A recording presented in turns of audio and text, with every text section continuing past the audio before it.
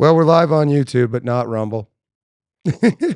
What's going on, world champions? Welcome to another Sunday show, third Continental Congress.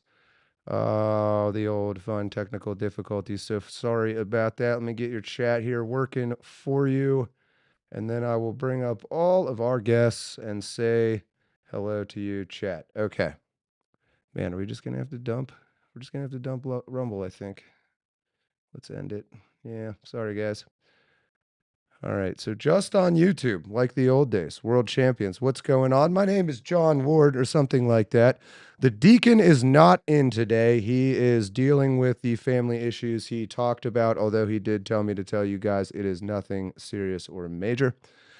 Let me clear off all our text messages here. Let's just get the real ones. Okay, nice and clean. Show starting. With me today in the studio, I'm not sure I'm going to hit your camera right here. Chuck Mason, not quite. Nope, that's our guys. There he is. What's going on, Chuck? Chuck is starting back up his content. Your YouTube channel is just Chuck Mason, right? And Chuck is going to take a certain position for us today in an epic argument we're hoping to have. Also with us today, Zeb Boykin. Hey, thank you for having me, dude. It's a Sunday afternoon. Hopefully we can have a little bit of productive conversation. I know we got a little dissent in here, so maybe we can get some pushback. But yeah, thank you for having me, and I'm glad Chuck could join us. Yes, absolutely. Our chat is a little sparse today. Kind of had a weird start to. I'm kind of like Is it running? concerned it's not running. Yeah. I'll check. Give me 1 second. No, I think it is. I'll light up a cigarette here anyway, and we'll let the chat come in. Today we will be talking about a little bit of, actually, Chuck, I think you'll be really good at this part of it, but what is the problem? What is an American is kind of a key question we're trying to answer on 3CC Weekly. What am I? So what is an American? We'll talk about that. A little bit of basic news. Weekend early for the first time. Didn't get the heads up. Okay, seems to be kind of working in the chat. Couple minor stories we can talk about. The H-1B rug pull with what we thought was going to be this $100,000 annual fee. That is not the case. Jimmy Kimmel canceled, quote unquote. Probably not what actually happened. And the bulk of what we're going to talk about, it's on everybody's mind, so we're going to keep talking about it, is Charlie Kirk. What happened? Who might be responsible? Is it just this simple crazy person or small group of people? Is there something bigger and more sinister going on? What does that mean? What does it mean about being willing to kill? I have a nice video for you of Sam Altman and Tucker Carlson. Did you guys see that one? It's pretty funny. Where Tucker just straight up confronts him about murdering somebody. Oh, he sets him up mid-interview, and Sam falls right into it, dude. And what is at stake? Meaning, like, why? Yeah, let's just kind of get into it. So anyway, we got Zeb. I think you have kind of blown up recently on your whole ballistics analysis. If you don't know, Zeb is outside the Overton on YouTube. He just passed 40,000 subscribers there. He's blowing up, but he kind of has the hot bullet analysis. And Zeb, your theory is that the bullet came from somewhere else. I don't want to tell your theory. You want to kind of give us the background? Yeah, I'll give you a rundown real quick. I guess I can start from the beginning. Obviously, we were streaming. We started streaming. We streamed 3 o'clock weekdays over here on the East Coast, which would be 2 o'clock Utah Light time. up Joe Boo. I'm gonna light up Joe Boo while you're talking. That's my bad. I forgot about that. Or it would be 1 o'clock Utah time. So Charlie Kirk was shot 12:20, and it broke, and so we had about 20 minutes or so to I don't know, get the videos to get out there, and we get them like 5 minutes before stream starts, and so we streamed that entire thing, and I had a lot going through my head at that time. Initially I thought it was a pistol off to the right, and then later in that stream, probably less than an hour later, we kind of pinned it to about where the FBI ended up saying that it was coming from. I'm going to touch on that probably at a later date, how I came to that conclusion and why I came to that conclusion, or Is that killing you? why I think they forced us to come to that conclusion. Anyway, Sorry, Chuck. Yeah, so I think the shot came from the right. I think we can see it on entry. I think not see the bullet. I think we can see what is it breaking the sound barrier on entry, and then after that we can see it. We can see it on exit. We can see it on downward trajectory prior to ricochet, and then we can see it 3 or 4 times post ricochet. And as soon as I got a guy that's almost done with a 3D model, so as soon as that 3D model comes out, everybody can tear the theory apart as much as they want to. I had audio confirmation. I didn't do the audio. The guy doing the audio seems trustworthy. He seems, at least as far as I can tell, it looks right. Beyond just being a confirmation, I think it just looks right. And then, yeah, so I think the shot was taken from Charlie's right. So just quick, I want to read quickly. Kash Patel put this out. Gosh, it was today, right? Yeah, 1:02 p.m. I think, Zeb, some of these people might have seen your video. There's enough disagreement now about what exactly is going on. So I thought this was interesting. Cash tweets, as the director of the FBI, I'm committed to ensuring the investigation into Charlie Kirk's assassination is thorough and exhaustive, pursuing every lead to its conclusion. The full weight of America's law enforcement agencies are actively following the evidence that has emerged, but our efforts extend beyond initial findings. We are examining every facet of this assassination. Thank you, OGTLT. The first rule of ballistic gel is don't talk about ballistic gel.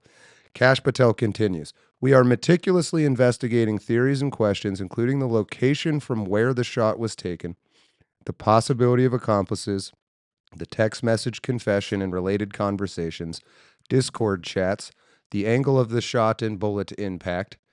Okay, good. This part is on your screen.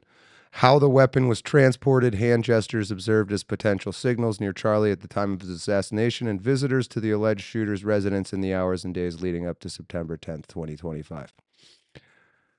And then he did say, regarding specific details such as questions about the plane that allegedly turned off its transponder after departing from an airport, we can share updates when answers are confirmed after interviews with the pilot and consultation with the FAA. We determined the transponder was not turned off. Incomplete flight data in rural areas caused the apparent gap. So anyway, he pretty much does list out here. We are meticulously investigating theories and questions. These are all the big one. One of them is Zeb's. That location from where the shot was taken, possibility of accomplices, things like that.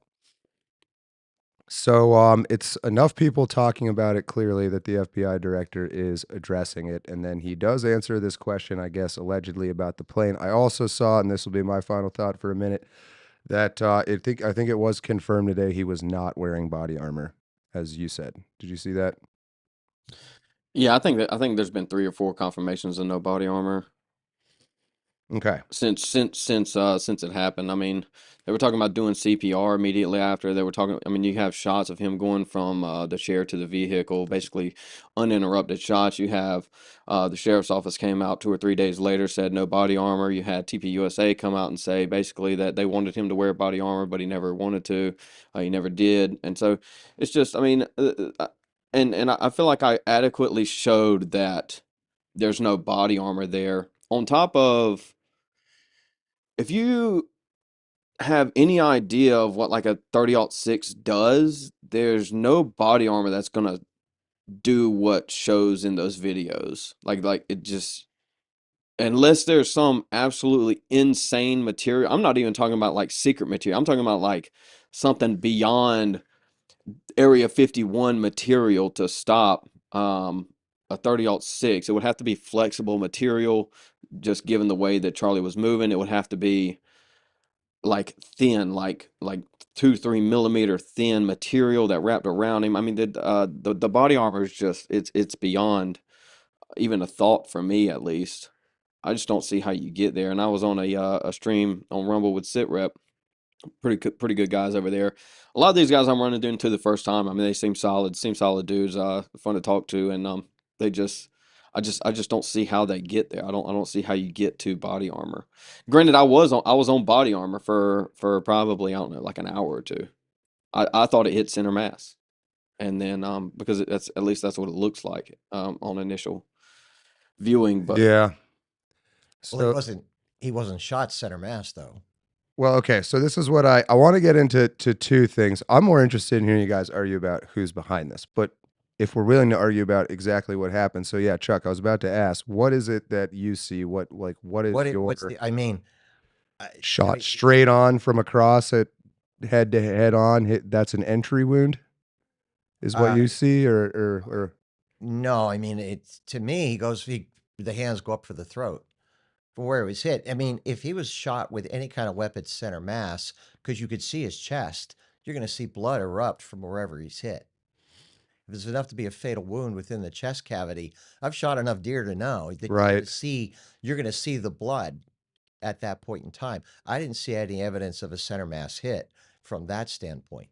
You know, Oh, well, we're assuming body armor if we're assuming center mass hit. But we can rule that out, I think. yeah. He didn't have body armor. And, Well, so we can rule out a ricochet off the body armor into the neck that leaves these questions of like what, Zeb, you're convinced that is an exit wound on the neck, right? Yeah, I'm convinced that's an exit wound. Entry wound doesn't do that one too. There's a spot on the shirt that shows it's a downward trajectory exit wound. So the one thing Cash didn't mention, which is now becoming a popular conspiracy theory, is the camera behind him shot him. Go ahead, Chuck. all right. His autopsy report should become public record at some point in time. Every autopsy report can end up becoming public record. Mm-hmm. And you should be able to at that point in time, there should be all kinds of evidence that shows bullet trajectories. At some point in time, that will have to be released. They've already announced that. So that takes us to point two of this. Pull up the title. I haven't read it yet. Pull up Charlie Kirk's producer's tweet. I haven't read it, but you can scroll it. Yeah, hold on, let me find that guy. They've basically produced the autopsy, violating whatever violations that is. Shoot, hold on. What is that guy's name? They say I can't remember. It's floating all around Twitter right now. Man of Steel should get me there. Don't dig me a hole, John. Don't dig me a hole, dude. Man of Steel. John has the bone and skin density of a grizzly, Dr. Tennis. That's correct. Those are accurate statements. Go ahead, Zeb. Well, I'm pulling this up. I found it. Yeah, I mean, basically, I like I said, I read like the top line, and then I've seen a couple of quotes from it. But basically, they're saying that I don't even know how to repeat it, dude. I'll just read it then. Just mocking. It's mocking everyone. It kind of feels that way. But so Andrew Colvett, this is his producer. He's definitely somebody associated with Turning Point. I do know that. Who is he though? I guess I'll look at his profile, but I'll read his little statement here. I want to address some of the discussion about the lack of an exit wound with Charlie. I'm usually not interested in delving into most of this kind of online chatter, and I apologize this is somewhat graphic, but in this case, the fact that there wasn't an exit wound is probably another miracle, and I want people to know. I just spoke with the surgeon who worked on Charlie in the hospital. We're going to have to assume that that's true. He said that the bullet, quote, absolutely should have gone through, which is very, very normal for a high-powered, high-velocity round. I've seen wounds from this caliber many times, and they always just go through everything. I've seen wounds from this caliber many times, and they always just go through everything. This would have taken a moose or two down, an elk, etc. But it didn't go through. Charlie's body stopped it. I mentioned to his doctor that there were dozens of staff, students, and special guests standing directly behind Charlie on the other side of the tent, and he replied, quote, it was an absolute miracle that someone else didn't get killed. His bone was so healthy. Oh, man. This is hard to get through. His bone was so healthy, and the density was so impressive. So impressive. Not a typo. That he's like the man of steel. It should have just gone through and through. It likely would have killed those standing behind him too. In the end, the coroner did find the bullet just beneath the skin. Even in death, Charlie managed to save the lives of those around him. Remarkable, miraculous. Dr. Tetanus, very healthy bones, folks. Very healthy bones, the best. So I don't know this dude. I guess I'll look up who he is here for a second if you guys want to talk. But like, so he says he talked to the surgeon, and the bone is stuck in there. I mean, the bullet. So they waited to Okay. He's the Turning Point USA spokesman. Okay.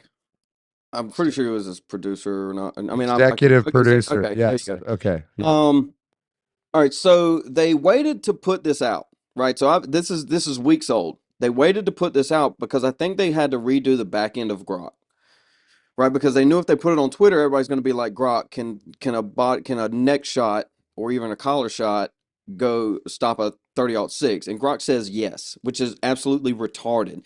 Like, just Google a video of any 30-06. Like any of them, and it's like Chuck, I do you don't hunt, even, I you don't hunt even with know how to that caliber? respond to that. Like, I don't even know what to respond. Well, yeah, well, I don't hunt I hunt with a 270, which is 30-06, neck down to a 27 caliber bullet. But I mean, I've hunted with everything from 22 all the way up to muzzleloaders. So Is so this to Zeb's point, possible? yeah, no, you know what? This is the internet, and people are going to throw whatever mess they want out there. Yeah. So we want you to But throw your mess with it. well, no, what I'm saying is, uh, show me the actual coroner's report that becomes a legal document that the coroner has to be able to say A, B, C, and D, because with it is going to have to be all kinds of information that goes through that. You're shaking your head, but You there's can't so much trust it. speculation. No, you can't trust it Why can't you trust that? because we have to assume Because he's that saying the the bullet FBI is stuck in his neck. What's that? We have to 'Cause- assume the FBI is lying. One, if we Why assume do the you have to FBI is assume lying, the then they're in on it. FBI is lying? So now we're into it. Yeah. Because the FBI lies. Who's behind it and why? Okay. Well, I could say I'm assuming Zeb is lying. I mean, you just What I'm because you saying is we say have that. to Well, that's fair, Chuck. You're saying, do you believe the official story of events so far as the government tells it? All right. So what I You think can't- is, I think that Hold on, motivated one second, nothing one second. ahead. Chuck lobbed something at me. I agree. I think you should assume I don't know what I'm talking about. And that's why I've tried to produce everything. I produce everything live. Everything that I I've thought understand. is Sure. live and is going to be open source as soon as I get finished with it. And I want to remove myself from the equation. That's kind of where I'm getting to. Well, I don't want it to rely on me. a couple things. Okay. Did you vote for Trump? Do you support Trump? Yeah, I voted for him 3 times. All right, I understand. Well, here's what I'm saying. So 4 times. So you've got Cash Patel in here. 6 times. You've got Cash Patel in here, which is like the conservatives had a stiffy over this guy. All right, they're like, "Hey, man, this is the honest dude who's going to set this thing right." So it's hard for me. I don't mind if you. I mean, yeah, we could say the FBI lies all the time. You can make that assertion, but I really think we're almost in a netherworld right now, and that netherworld is there's so much speculation. Not all the information is out there, but I would have a very hard time. And well, for me, I would be saying, let's find out what the coroner's report looks like. Let's find out what the the investigation produces. Number one, and number two. But we don't. So which we don't have. You're just saying like you gotta wait. you gotta wait, right? You've got to wait until you get that. But I would have a hard time, Zeb. Get up, Zeb. So I would have a hard time, Zeb, You son of a saying bitch. that Cash Patel, Trump's right-hand man, when it comes to Charlie Kirk, which was Trump's right-hand man in many ways too, in terms of his being a voice to his age cohort, that they're actually going to make sure that the coroner fabricates an autopsy report on this. That to me is just way too far outside. Show me the information, like show me the info. But we know that Yeah, there I was think you should. I think you shouldn't have come in here blind, to be honest with you. So I've produced Blind? So I've produced We do. I got to show you Zeb's video. It would have probably helped with some context. I've produced multiple videos to basically establish a baseline, and I'm not saying that I'm not saying that the FBI did it. I'm not saying that Israel did it. I'm saying that there's a motive there. One, two. The Trump administration is obviously compromised. I think they're obviously compromised, right? If we don't have Epstein's black book because it's sitting in Valhalla, maybe we should go get it. If we don't have what we were promised day one on my desk, day one, Pam Bondi, if we don't have that after we were promised, after we were produced phase one in the binders, they're obviously compromised at a minimum, at a bare minimum. And the only way to point that finger is at Trump. That's his administration. That's his position to fire these people. I like Bongino. Kash Patel, I don't care for. Bondi, I don't care for. Never have. Well, at least you've at least got one of your guys in there. Okay. And He said he was going to quit and never did on release of Epstein files. Why not? you have an extremely idealized concept of what government should be and could be. So you're looking at this looking at this in this scenario. This Trump is the best that you are going to get. Disagree. Strong disagree. Yeah, I would ask you, Zeb. Well, let me backtrack on this one right here. What I'm saying is, given the political division that we have here, I don't think that you're going to get your hyper idealized candidate. You're not going to get your hyper idealized government. I think agree. it's impossible. I think those are two different questions, though, and I kind of agree. I think with what Chuck is saying, Zeb, about like it everything is so messy at that level politically in the most powerful high stakes country there is. The dream of getting some guy who does every single thing you want and nothing you don't is probably never going to happen. But I do also kind of agree with you, Zeb, that the Trump administration appears to be in some way compromised. But I would ask you, what do you mean by that? And compromised by who? Well, I would agree with Chuck. I would agree that I don't think that I'm going to get my idealized government, especially in the situation that we're in right now, where we live in a democracy. Call it whatever you want to. It is a democracy, whether it's oligarchic or representative. But and I agree. I don't think I'm going to get my hyper idealized government. I mean, we were promised fixing elections. What elections have we fixed in 8 months? We haven't. When I say we're compromised, we don't have deportations. We don't have a wall from 2015. We don't have anything. I mean, we're getting these we're getting like little rhetorically catered to. Well, so that was this whole H-1B thing that just happened. When we get H-1B pushes, and I wasn't even up to date on this. As soon as I saw it, I was like, well, obviously, it's not going to be annual, because then that would just gut it entirely. What are they going to do? Pay $20,000 to the worker? No, because I know that's the third party has to fork out $100,000. Awesome. That's why it seems so awesome, though. Well, yeah, but then at that point they would just wipe the system, and they're not going to do that. Well, that's what we thought for a second that is what. But yeah, I got Rugpull. Here's where I will agree with you, Zeb, to this point. When you say the Trump administration is compromised, this is what government has become because of the fraction that we're ideologically balkanized here in America. Okay. True. And so what you have to end up doing is you're always trying to, you cannot take, like, all right, I was in high school and college during the Reagan administration, and that man put everything right on a freaking beeline through. Okay, from the minute that he got in, he was able to accomplish so much legislatively because he knew how to get the Democrats, who were at least still had that, the core of what used to be America's worldview. Okay. So I watched what that looked like back in the day. I lived through it, high school and college. You're so fractionized. We are so balkanized right now, that I think what Trump is trying to do is go, if I had this idealized world, I'd go this direction with it. But he's the art of the deal guy. He's trying to pick and choose. He's trying to do this and he's trying to do that in the middle of a total lack of unity.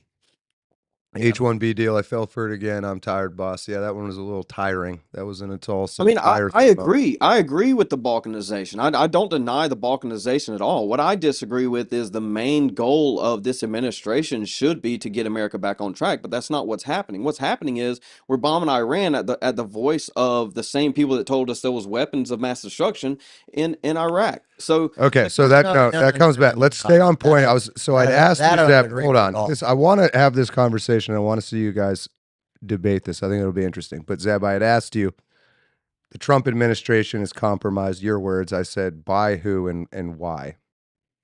I would like to know your thoughts on that. I would say by whoever is telling them to report that the Epstein little black book is a hoax and it never existed. This is Twilight Zone. But who do you think It's that weird. is? Are you willing to say? I'm willing to say. Dude, I'm 5.5 foot in the dirt right now, man. Chuck- Don't make me dig another 4 inches. Oh, right don't now. be too hard on Chuck yet. I think so. No, the No, I didn't say trust the plan, cringe. That's not what I said. No, I know. I get that. So part of this balkanization Chuck is talking about, like, Chuck, would you be surprised to learn that most young right-wing guys now think Reagan was a villain? Would I be surprised to know that? That's what they think. They actually do think that? Yeah. Yeah, interesting. That doesn't surprise me at all. Okay. Yeah, but you don't, right? I guess the like question would be your why. generation likes Reagan. I'm not saying this is right or wrong. I'm just trying to understand where we differ. You know what it is? This generation lives in their own fucking echo chamber on this right here. I lived through the Cold War. I lived through Reagan. I lived through the gas lines. Don't try to read into why I'm asking you. I'm just trying to establish for the record, you would say Reagan was a good conservative, right? Like he was good. He was a good dude, pro-America. Yeah. Yeah, and you were there, and I was one. You were something. One. So Okay, whatever. You were one in. I don't know. Okay. I'm genuinely asking. Yeah. No, I mean. But I do know that the young kids will give you shit, and you'll give them shit right back, which is the shit I want to happen. All right. Because we are balkanized. We absolutely are balkanized, and it's on shit like that even. But you know what what I really think is, and I see this occurring. Here's a good comment. I'll pull this up while you're talking. All right, which is that. Oh, not that one. What? Because having lived through this, all right, boomer's gonna boomer. I'm not a boomer, so you wouldn't even know. Okay. It's a mentality. It's an internet thing. Not a number. You're over 30, Chuck, but you're a 30, boomer. So I'm a boomer. We consider Reagan a lefty. Over 40. How old are you, John? 700. So they you know what? What this is y'all are sitting here going, well, this is interesting. Reagan was trash, and I lived through his admin. So, Chad, tell us why, and I'll pull. Yeah, exactly. Come on, Chad. Yeah, tell us why. I'll actually defend Reagan a little bit here if you want me to. Go ahead. Yeah. I don't think he was all terrible. I mean, did Reagan have some bad policies? Yes. Everybody has bad policies. Well, his were perfect. His were what were the bad policies? Amnesty, mass amnesty. That's the main one that people don't like. People don't like. Number two, defunding mental asylums. Yeah, that one. Good point. He did. But remember, conservatives want, all right, okay, or well. Case in point, the amnesty is a big one. He did grant amnesty, but what mass amnesty. He did. This is different. No, he did. I lived through it. He did.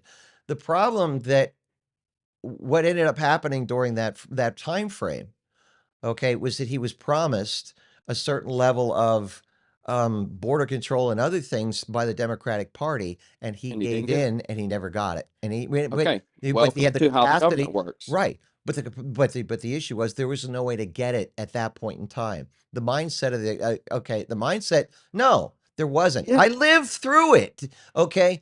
So why do we always compromise and we never get anything? That's exactly my point. It's I'll tell always you compromise, and it's never compromised to the right. It's always the white supremacists are the issue, but let's just let the trannies run wild, and then we get this. But hold on a second. You're totally right.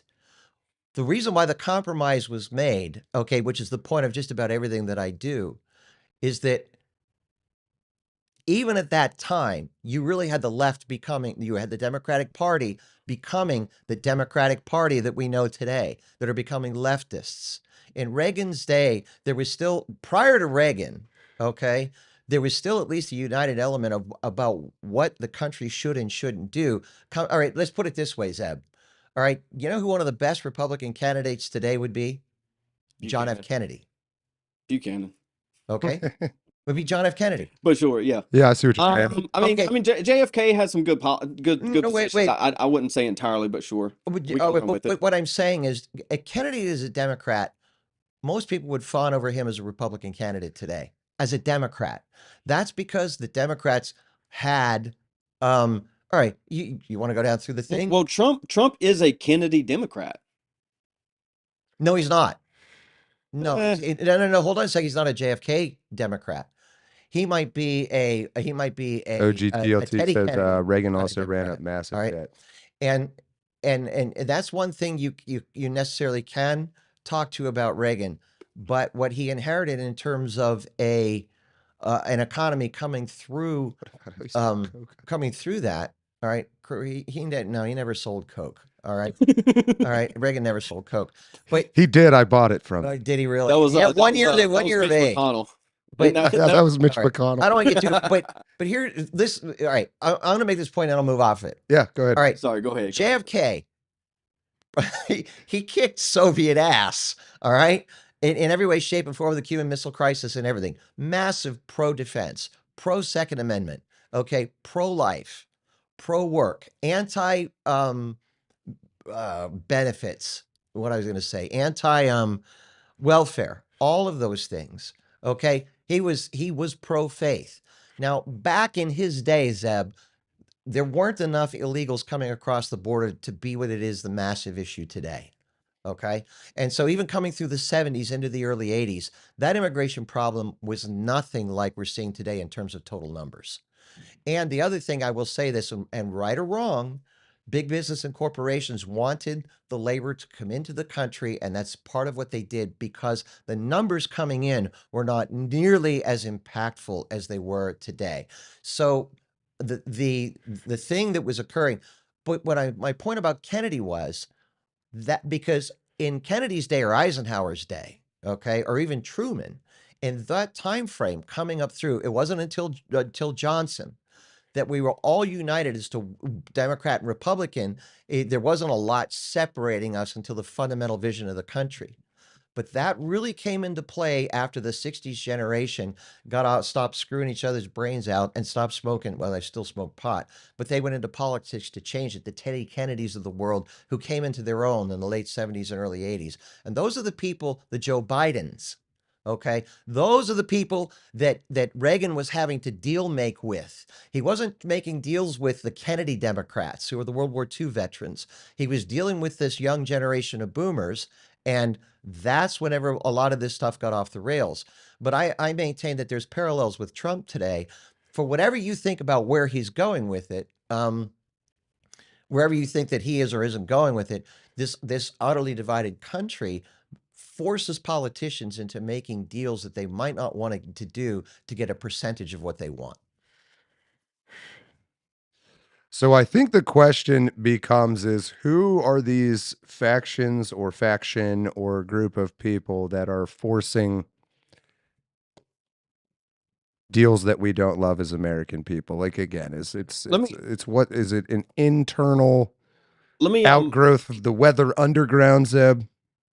Is it the can I small touch hat? on Chuck's point real quick? Because Yes. I don't disagree. Yeah. I don't disagree on the assessment. What I disagree on is the argument for excuse, being that it's always for that time. It's always for that time, and this is the issue. What do you with mean? I anything. just want to ask you a question. What do you mean for that time? Like Reagan This is made the deals issue for that time? with moving forward. This issue with moving forward is for that time he had to do this for the country, for the compromise. And the problem is all of this is predictable. Every single bit of it is predictable. The problem is no one wants to actually apply what is necessary for the future for their children. This is the main issue we have as boomers is that it's the country's been given over due to compromise to the left. And so what we have is a absolute complete denial of future. This is a dimension that's never taken into account when it comes to our federal government, at least in the last, I don't know, 80, 100 years. And so what we have is it's obvious that we're going to have mass influx of immigration. And if we're granting amnesty to these people, they're not going to assimilate, one. And two, they're just going to have kids over and over and over again on top of being granted welfare. And so what you're having is essentially a invasion that is then a part of the population, which is worse than just being invaded. It's not even a Trojan horse anymore. Right. And everybody will acknowledge that America has been invaded. Americans are a minority in America right now. And so everybody will acknowledge that we are being invaded, but nobody will acknowledge that maybe we should do something about the invasion. And because what the future grants is that this is a war. This is a current ongoing war, and you are not allowed to do anything for fear of the federal government actually, I don't know, cracking down on what should be self-defense at this point. Well, here's where I agree with you on what you said. And I think that, like that article, this is what the article talked about to some degree, that just went out on American Thinker on Friday. I'm going to try to tie all this together. The problem that we have in America today, and this is a failure of what the framers did way back in the days of the Constitution. They could not believe that the Judeo-Christian worldview that gave us, and don't give me this Israel bullshit. This is from, oh God, don't get me started about when I say Judeo-Christian worldview. Okay. Chat will. I'll let you. I'm not going to say anything, but I'm laughing at it. I know. Hold on a Fucking chat, Just- will. all right, all right. That was the foundation of the West from which we derived American freedom. Okay. All right. The framers could never believe that they set up a system of government that required a certain level of religion and virtue. And they said that point blank. They could never believe that you would have within America a Judeo-Christian worldview and a Marxist worldview fighting for control over government. Those system of checks and balances were meant to be checks and balances within a shared worldview. But starting in the early 19th or early 20th century, if you see the movie Oppenheimer, okay, I don't know if you've seen the movie Oppenheimer, okay, We'll get to it, Chad. All right, Oppenheimer, okay, you see Oppenheimer going to, because he was a Berkeley faculty member, going to visit other Berkeley faculty members who are freaking Marxists. Okay, but they were doing a long march through the institutions. They were saying, hey, we're not going to come out as Marxists here, but we're Marxists. We're going to give a Marxist worldview while we look like Americans. We're going to make sure that we walk and talk and quack like the duck. But guess what? We're going to slowly imbibe this Marxist and postmodern worldview into America and American culture. And they've been doing it through the institutions for over 100 years. That's where the left became the left in America. But the problem is that what you're talking about giving everything away today, that was set up 50 to 100 years ago, and Americans didn't fight it. They sat back and went, well, these are radicals like, Ward Churchill that are at such and such a university. That could never have effect. Conservatives, and I could tell you because I've lived through it and I've done it myself, we all sat back and went, well, we'll vote and maybe we'll get a majority and that majority will legislate and take the country back. Bullshit. We needed to be out fighting against this stuff. And I can tell you how bad it was, Zeb, having lived through all of this. And I did it. Okay. We didn't know who the hell was running for school boards. We didn't bother to figure out who the hell was running for our school boards. We didn't even know who to vote for whenever we went in. We went in and we voted for maybe our federal congressman, our federal senator, and maybe a state rep if we were lucky to know what was going on. Didn't do any of that. And so we gave it up over several generations. And now guys like you are fighting to take it back when tens and tens and tens of years, when nearly a century of damage has been done. And that's what makes it hard. I do want to vouch here quickly for Chuck. I should have said this at the beginning, but Chuck was recently just published on AmericanThinker.com. That's up now, you said? Yeah, it was up on Friday. Okay, so you can check him out there. He's also written a book, which is available on Amazon. You want his with the name of that real quick? It's called How Do I Talk to My Kids About Social Justice? Yeah, Chuck was one of the, I know you're not a boomer, but what the young guys think of as boomers, who's been fighting a lot, though I hear his frustration constantly that people won't listen, and if they would listen, things would be a lot better than they are now. So I'll vouch for him in that regard. It is interesting, though, Chuck, you started the balkanization of ideas in America. Your thoughts are very different and sometimes in direct conflict, like the chat's going nuts over the term Judeo-Christian. Oh God. and they would just rather you say Christian. You know what? But yet you You know what? actually get I- angry about that, which I is do. interesting to me. You know what? It's effing ignorance. It's just effing ignorance. Well, what's wrong with just calling it as? Sickens me. Why not just say sickens me. Christian, like just as devil's advocate? All right. So I'm gonna give. So all right. God, I'm gonna go freaking ballistic. Take a deep breath, Chuck. Chuck, take a deep breath, Chuck. Okay. Chuck. This freedom Chuck. that you all are so. It's all got your freaking undies in a bunch over. It's got your panties in a wad over losing, which you should. Okay. Let me ask you this: on what basis do you justify freedom as understood as having a free market, having the ability to have private property, and also that you justify you as an individual saying that you have the absolute right to do what we call individualism, which is to determine the individual as an individual to determine the outcome of your life. On Okay. what basis do you justify that? On what basis? On what basis does anybody justify that? Or so that's the core of really what it means to be an American. All right. All that was all that was guided by the Judeo-Christian worldview. On what basis was that justified? On what? Well, I mean, I basis? think, Chuck, that the young guys would be like, well, Chuck, the Jews killed Jesus. That's like saying the Oh my God. All right. Romanic So let me run this through. religion. Well, yeah. Explain to me why that's crazy. Okay, Yeah. so all right. So there's an individual named John Locke, the first and second treatises of government. All right, were the basis by which we have the Declaration of Independence. No more of that All men part. are created equal and endowed in freedom. Okay, John Locke. The justification for this with Locke that was the cornerstones for the founding fathers in America went right back to the Old Testament. And Locke said, look, when I read the Old Testament, guess what? I see God has created individuals as sovereign individuals. There's no king, there's no queen. They're in charge of themselves. I didn't see a sovereign. I didn't see a king or queen anywhere in Eden, and I didn't see a king or queen anywhere after Eden. You have Cain and Abel, and both of them came to God, and God looked at them and said, you are utterly and entirely responsible for your actions, and you are the individual was the basis of society. Okay, so Locke looked at that and said, I use these and other arguments from the Old Testament as the justification for this concept of individualism that we have today. Wait, so the Judeo part for you is Old Testament? It's Old Testament. And Absolutely. Christian is New Testament. New Testament. And without Locke turning to those verses in the Old Testament, you have no basis of foundation for this. And it even goes back even further for the basis of the fundamental human rights that we have in the West.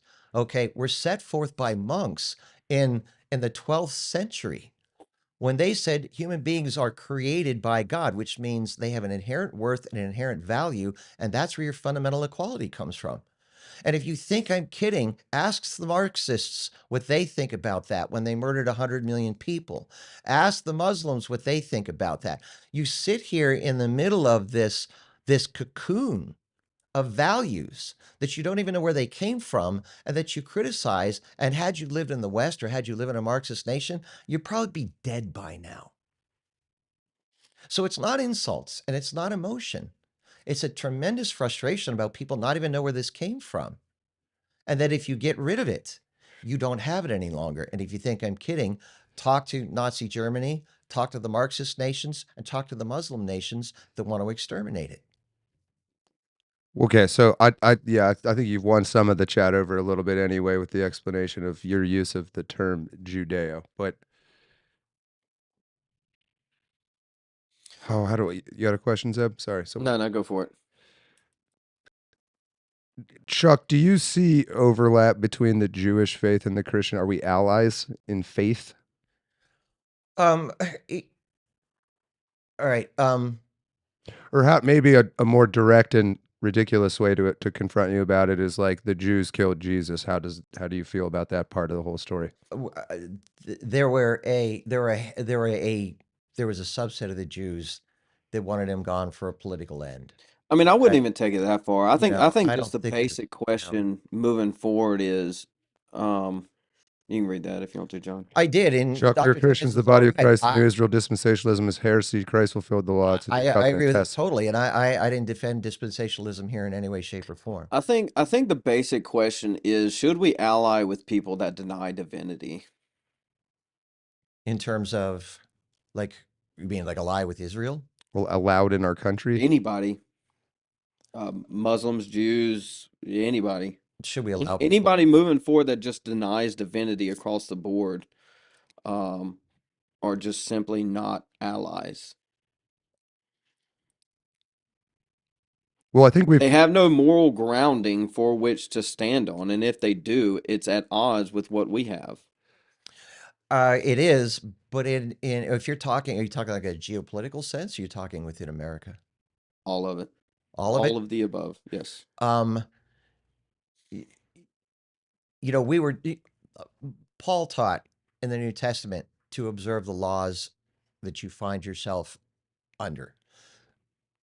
And he was talking about Rome, and Rome was not Christian, not in any way, shape, or form at the time. We're always going to be, because we do not have the ability to control everything around us within the world. We're going to end up trying to find the best way through in ways that will promote our protection and our own interests in an imperfect world. Chuck, if enough young Christian guys would be like, Chuck, I want to be your bro, but you just have to stop saying Judeo-Christian. You can still, you just have to say Christian. That's just damn it, Chuck. Nope. If you'll do that one thing, Chuck. Nope. Really? No. You stubborn old. You stubborn old bastard, Chuck. You know what? Because all right, so I just gave somebody. See, I would agree with you, Chuck. I would agree with you actually. About, you mean just not budging on it? No, I wouldn't budge. Why not? No, okay, I want to hear this explanation. This is fascinating. Yeah, I mean, I think in his own mind, if he can get himself to that conclusion, and he you just mean you shouldn't change a behavior that you genuinely hold. Pressure. Yeah. Okay. I think if Chuck genuinely believes that, I think that's a position he should stand on. Until presented with evidence or whatever that would that should or ought to change the model. Changing your language for the sake of everybody unifying together to fight evil is not worth it. No, because I think that a lot of that's what's gotten us here is rhetorical catering to, because we don't want to hurt other people's. We don't want to hurt other people's feelings. 100%. What? How important is using the term? Again, I don't really give a fuck, Chuck, what you call it or not. Forgive my language, but like, what if just saying Christian instead of Judeo-Christian would save 1,000 puppies? Would you do it? You know, like that kind of thing. Like, at what point does it just not? Because, well, I can look at it this way. No, because the person who's going to sacrifice 1,000 puppies is a freaking lunatic, and you know, call animal control. Okay, call animal control. Call animal control. Let me explain. Let me try to explain this to you. Let me try to explain this. Yeah, no, go. The people in this chat are assuming that this concept that we have in being a part of the West in America, okay, freedom and the fundamental human rights that we have, that they would come out of the ground in any society anywhere on earth. Like, this is the norm that cannot go away. Okay. And but it's not the truth. What the not only the freedom you have, but the protection you have as being part of the West, okay, comes from these biblical ideas. Well, Zeb and I would say the revealed truths, but these biblical concepts that came from Judaism and Christianity together, they have given you the right to sit, and I'm going to say this, I don't give a shit what the chat thinks, all right, to sit in ignorance about this and have your opinion without somebody kicking down your door and dragging you out. So the very thing that you're shredding, going ha, ha, ha, all right, is the very thing that gives you the ability to do what you're doing right now without fear. Freedom of speech exists nowhere but the West. If you think I am, can we just take freedom of speech to its logical conclusion real quick? What's that? assassinating those who that win that battle. It happens where I sit on this right now, Zeb, is it happens. This has happened because the people that should have done the fight years ago, and I'll say that I'm one of them. Okay, well, that should have done this fight years ago, didn't make the fight that we should have, that allowed Marxism into America, that wanted to exterminate Charlie Kirk. Okay, all right. So the people that are doing the assassinating, and until I get 100% evidence that it's come down through, all right, convincing evidence. I'll even grant you this. Matter of fact, I would prefer it probably go this way. I would prefer the official narrative to try and get a win under the belt.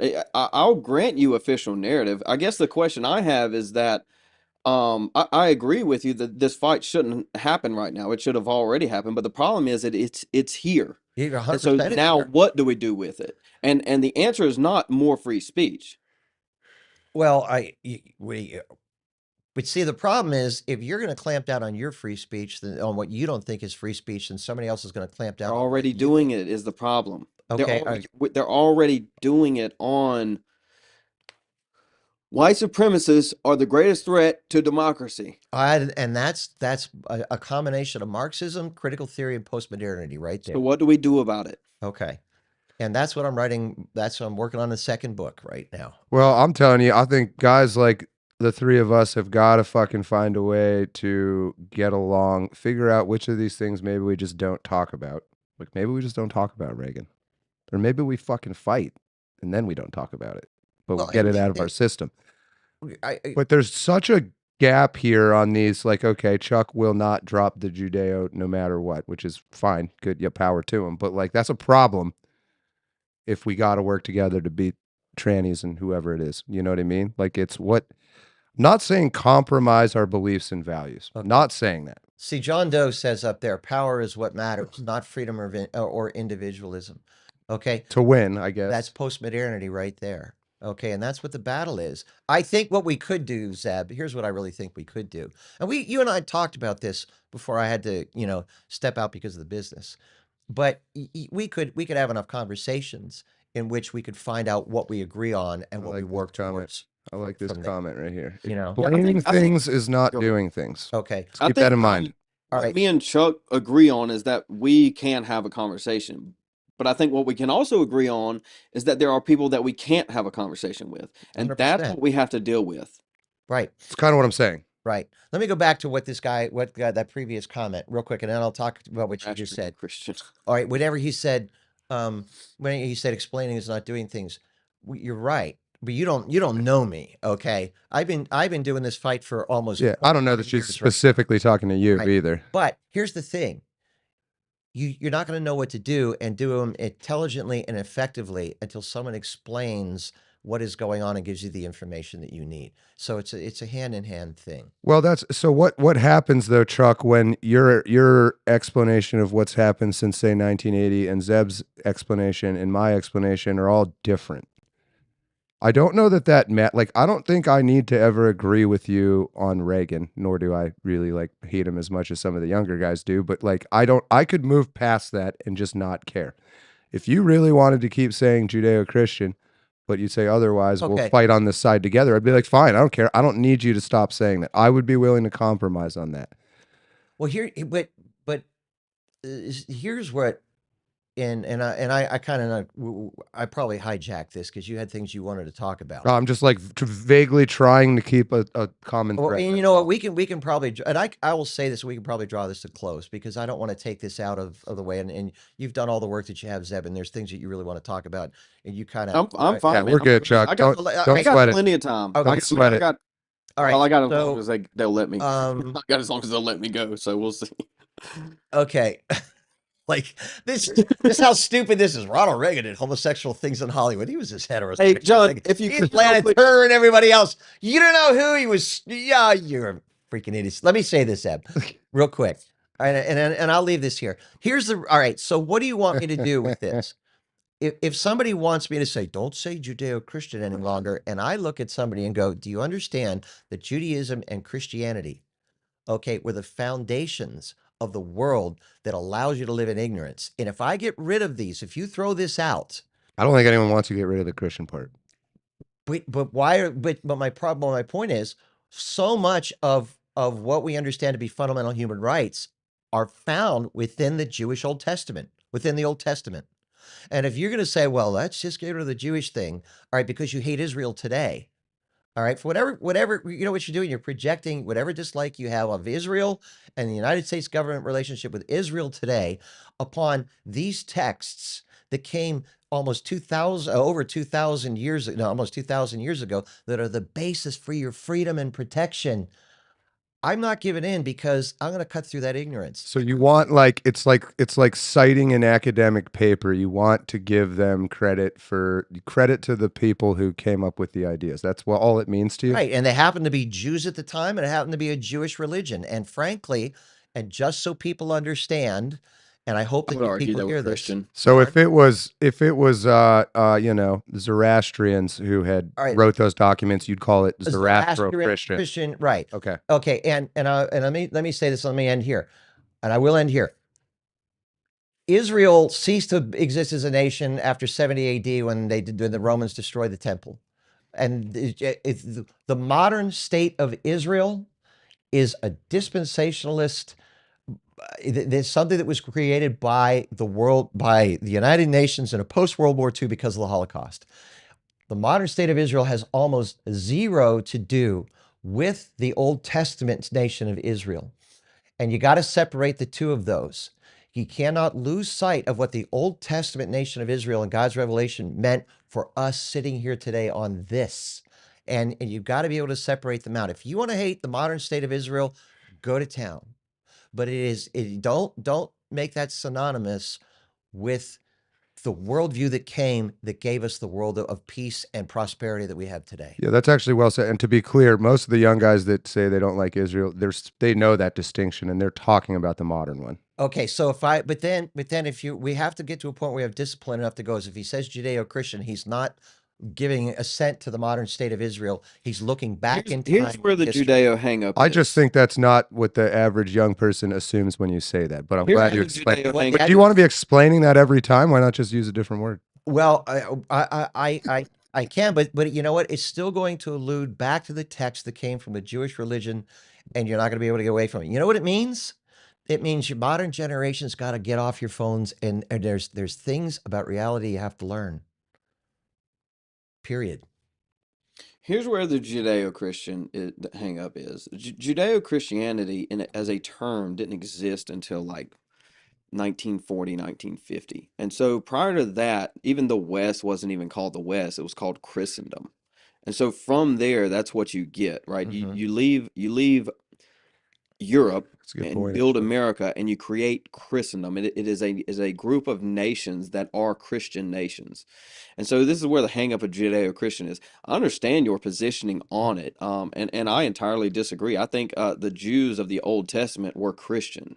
I think they were Christian. And so moving forward, I really don't even want to refer to them as Jews necessarily outside of living in Judea. So, I mean, we can say Israelites and Israelis and kind of differentiate there too. But I mean, Well, you know what? I could agree with you, Zeb, because as Paul states in the New Testament, the true Israel are the believers in Christ, and those people who had faith okay. back in the Old Testament and today. But I think you might have made chat a little bit happier just then. okay, but and I don't necessarily. Okay, if we wanted to create a new term for this, we can. Okay. Now, the Talmudic Judaism was created in 300 AD, not Jewish Judaism. Okay, that's a whole different Jewish thing. Judaism. All right, Dr. Tetanus. It was Talmud. Once the temple was gone, it became the Talmudic Judaism with the Talmud. But what is really important for people to understand, and this is the central theme of the book that I'm working on, and like I said, I want to be able to move off of it. Okay. That's actually an interesting comment. Laughing Dog. I'm Catholic. My Christianity doesn't deny its Jewish roots, doesn't deny it, but we don't say we are Judeo, not really a word, Christian. That all ended when they called Jesus King of Jews and killed him. You're right, Laughing Dog. And let me explain, and I hope you can hear why this becomes important. I don't use Judeo-Christian to say that Like, you're not Judeo-Christian. I'm not Judeo-Christian. As a Christian, you're totally right. But we have to have a conversation. So Zeb and I talked about the fact that the balkanization that we see happening in America, and we have to be able to have an intelligent conversation about that. And the only way that we can truly have an intelligent conversation about the leftists and the vestiges of traditional America is to ask, where did traditional America come from? Right. And those roots are found within the Old and New Testament, which have different levels of revelation. And we differentiate between these two, between saying one was while we still had the nation of, he's the nation of Israel, while we still had a Jewish religion before Christianity. And there are two things that emerged from there that are, that have so many shared values, but are inherently different. And we cannot lose sight of the individual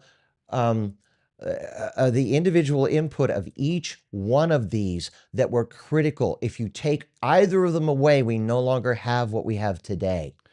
And so we say that just as an allusion to these two are critical to explaining why we are here in America having this conversation. Yeah, this is Okay. perfect segueing into another, and we got another hour if you guys are down to keep going. I'd like to ask this chat a question.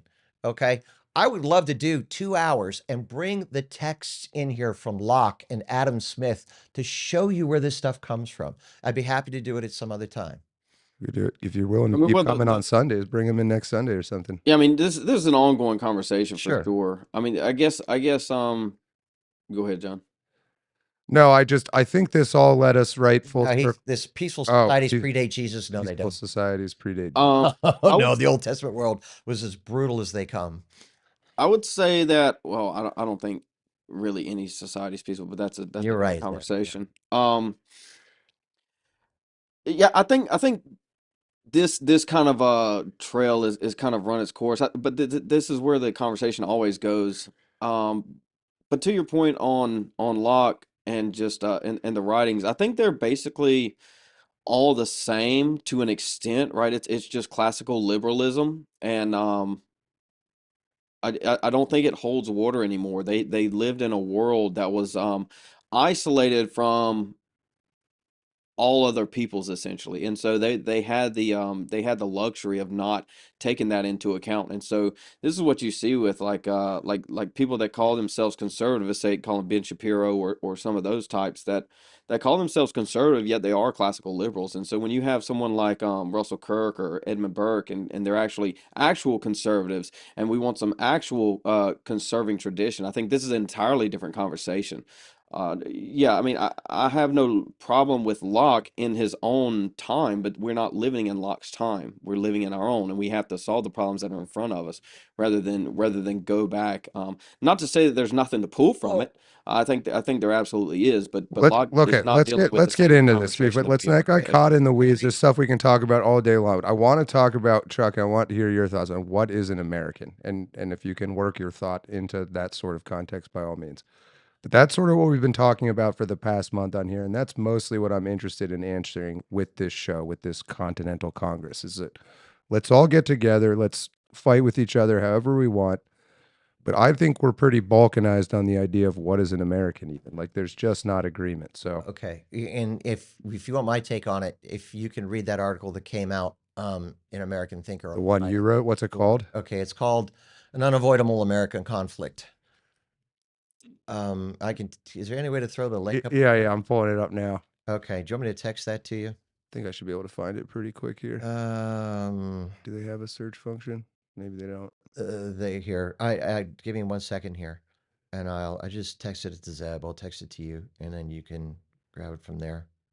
Rejecting evil, thumbnail, previous generation, rethinking. It was published, what, on the 19th? Oh, I found it, Chuck. All right, you found it? I found her. Okay. All right, let me pull it over here. Do do do do do do do do. Bang. Okay.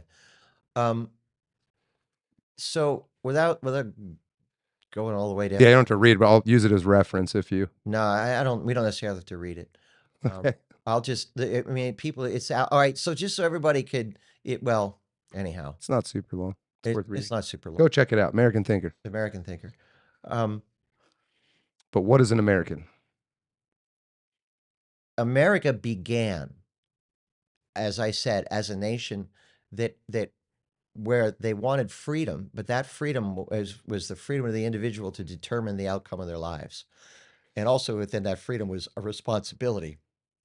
Freedom was not freedom to do necessarily what you want, but there was a certain set of responsibilities that were outlined by what we understand is Christian virtue, which would have come from both Old and New Testaments. Okay. And within that was this concept of free markets and the ability to own property in terms of capitalism. All of that was guided by the moral outlook of and virtue on what we understand as virtue of the how do you want to say Judeo-Christian worldview, from everything from the 10 Commandments all the way up through the Sermon on the Mount, okay, and all the elements of the New Testament. And that was basically the vision of America, that people were going to find their way within those boundaries. And that remained the vision of America all the way up through. The outward shift started in the 1960s when the boomers were going to deconstruct all of that and reject all of that. Primarily the concept of, they started saying, forget about individual private property, collectivism, there's the rich versus poor, and all that Marxism, but that started into America in the early 20th century. And so today, what you have is the left today in America. The right holds on to the vestiges of that worldview. Okay. And Jason Dixon, thank you. I'm an American. I've spilled blood for it, for this ungrateful country. Thank you, Jason. And what happened on the left is they began down the road of what we would understand to be variations of Marxism and critical theory and postmodern thought. And so they have a totally different worldview right now. They do not hold they have their worldview is far more Marxist and postmodern than what we understood in terms of right and left. So today the battle is that the left is trying to remake America in their vision, and the right is trying to hold on to this to whatever degree. And that's where our basically our second civil war is happening in front of our very eyes. It's ideological right now. So that's my contention. Hold on.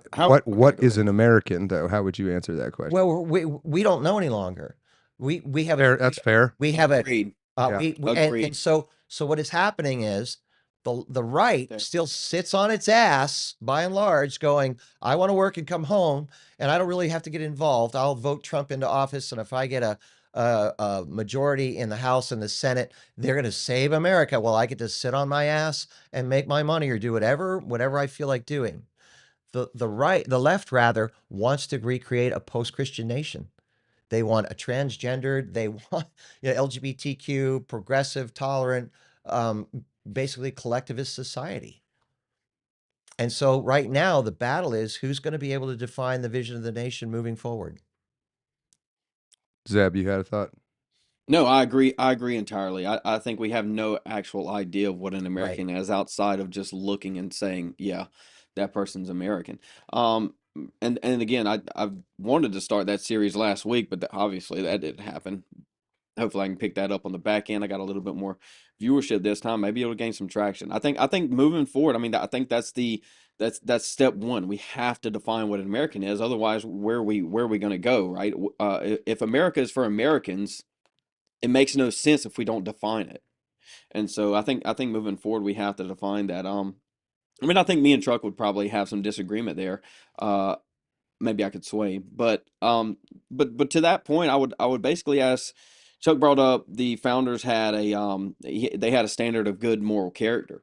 I would also ask Chuck, what was that standard? A few words prior to that they also tacked on to naturalization, that they also tacked on to the Declaration of Independence and the Constitution. Can you, what do you mean the moral standard in terms of like at the time of the framers or? Yes.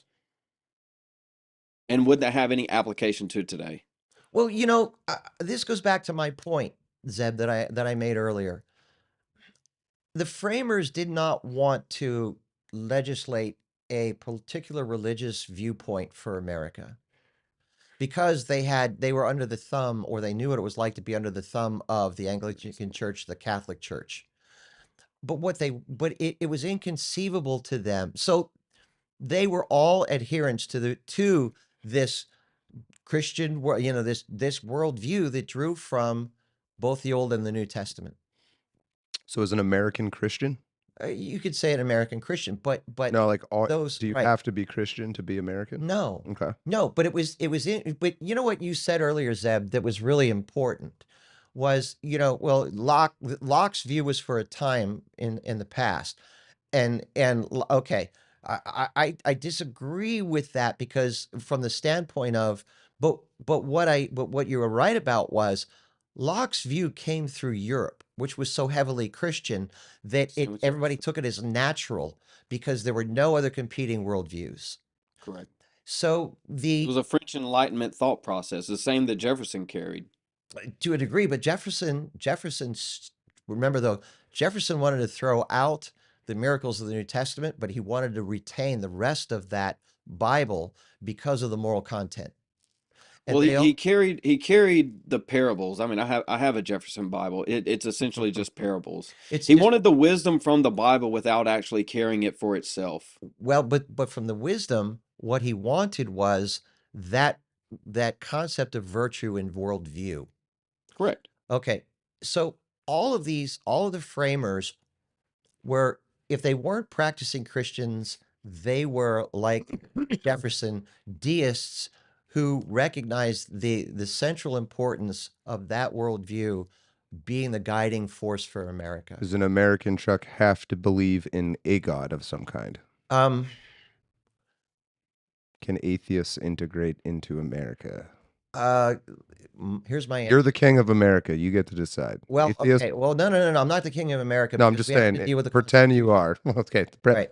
Yeah, you get to decide. Are you letting in atheists? Well, as we sit here today, by the Constitution, the framers believed in having a plurality of views. They didn't want to legislate religion of any kind, but it was inconceivable to them that America would drift away from this worldview foundation. And if you're going to have atheists in America, and this is what we're seeing today, if you have a preponderance of atheists, they don't want a Christian worldview. That was the foundation for the human rights and the freedom that we have here in America. So, I would actually disagree with that to an extent. why is that? Before we get to that, it sounds like you're saying that you can't have atheists in America. I didn't say that, but if you have atheists in America, you're not going to have the America that you had. So therefore, you can't have atheists if you want that America. Well, no, if you're gonna be here in America and you're a Christian, you have to get up off your ass and do something to fight for your worldview, which most Christians and most conservatives don't do. But you can't have atheists if you want a good America. No, I didn't say that. I said if you are going to have atheists in America, they're going to have an influence on the America of the past. And if you want to retain the America of the past in some way, shape, or form, like Zeb's talking about in the future, you got to get up off your butt and fight for it, which they don't do, because you're going to have competing worldviews fighting for their vision of America. So you which could have today. atheists if the non-atheists would get up and fight. If they're going to fight for their worldview, And as long as they're beating the atheists, you'll be okay. beat them with a stick, man. No, I mean like the argument. As long as that there's not an overwhelming amount of atheists, you'll be okay. Your system will. Well, you're going to have to fight to make sure that your worldview remains the guiding force of the nation. Otherwise, you have exactly what we agree that we have right now. Okay. What is an American, guys? Come on. I mean, I think the logical conclusion to that is, I would like to say yes, but I think the logical conclusion to that is no, right? Because the atheist doesn't have any grounding for what they, even if they're trying to act out a Christian or even an American culture, even if they're acting it out, is there's no grounding. And so 100%. what that leads to is an absolute demoralization of the younger generation coming up. I mean, you have, we've played this out. We've seen it. They infiltrate institutions and they get control of the younger kids, 100%. and then from there you have nothing. I agree with you. They should get up, but I don't even think they should have to fight. I think it should be a given that America is a Christian nation. The founders established it as a Christian nation. Whether you want to agree that it was at a federal level, it was at a state level, for like 10 of the 13 states. One was Catholic. We can have that discussion too, but it's largely irrelevant.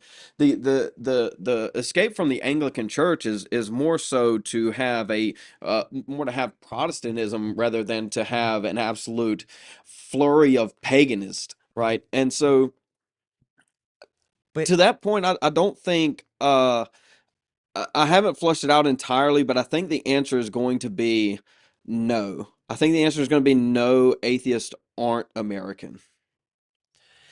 so I agree with you. I think they can be patriots. I don't think they can be American. I agree with you. However, the framers, the way they set the country up, they opened the door for this stuff to come in. Agreed. And once it came in, when you say, Zeb, I agree with you to a point, but I also think you contradict yourself to some degree. And here's what I'm talking about. When you say Christians shouldn't have to get up and fight, that we should know that this is a Christian nation, but that's the way we lived. And the framers opened the door for a plurality of viewpoints here in America, and because the plurality of post-Christian viewpoints were allowed in, they flourished because we sat on our ass, because we didn't do anything, and that's precisely why we have the problem here today. So you and I would agree that yes, this was set up as a Christian nation. Okay, and the framers entirely intended it to be guided by a Christian worldview, but they didn't legislate that in terms of saying this is the national viewpoint that you have to be as an American. Agreed. And so, like I said, because they couldn't conceive that anybody would do anything other than that, anything but.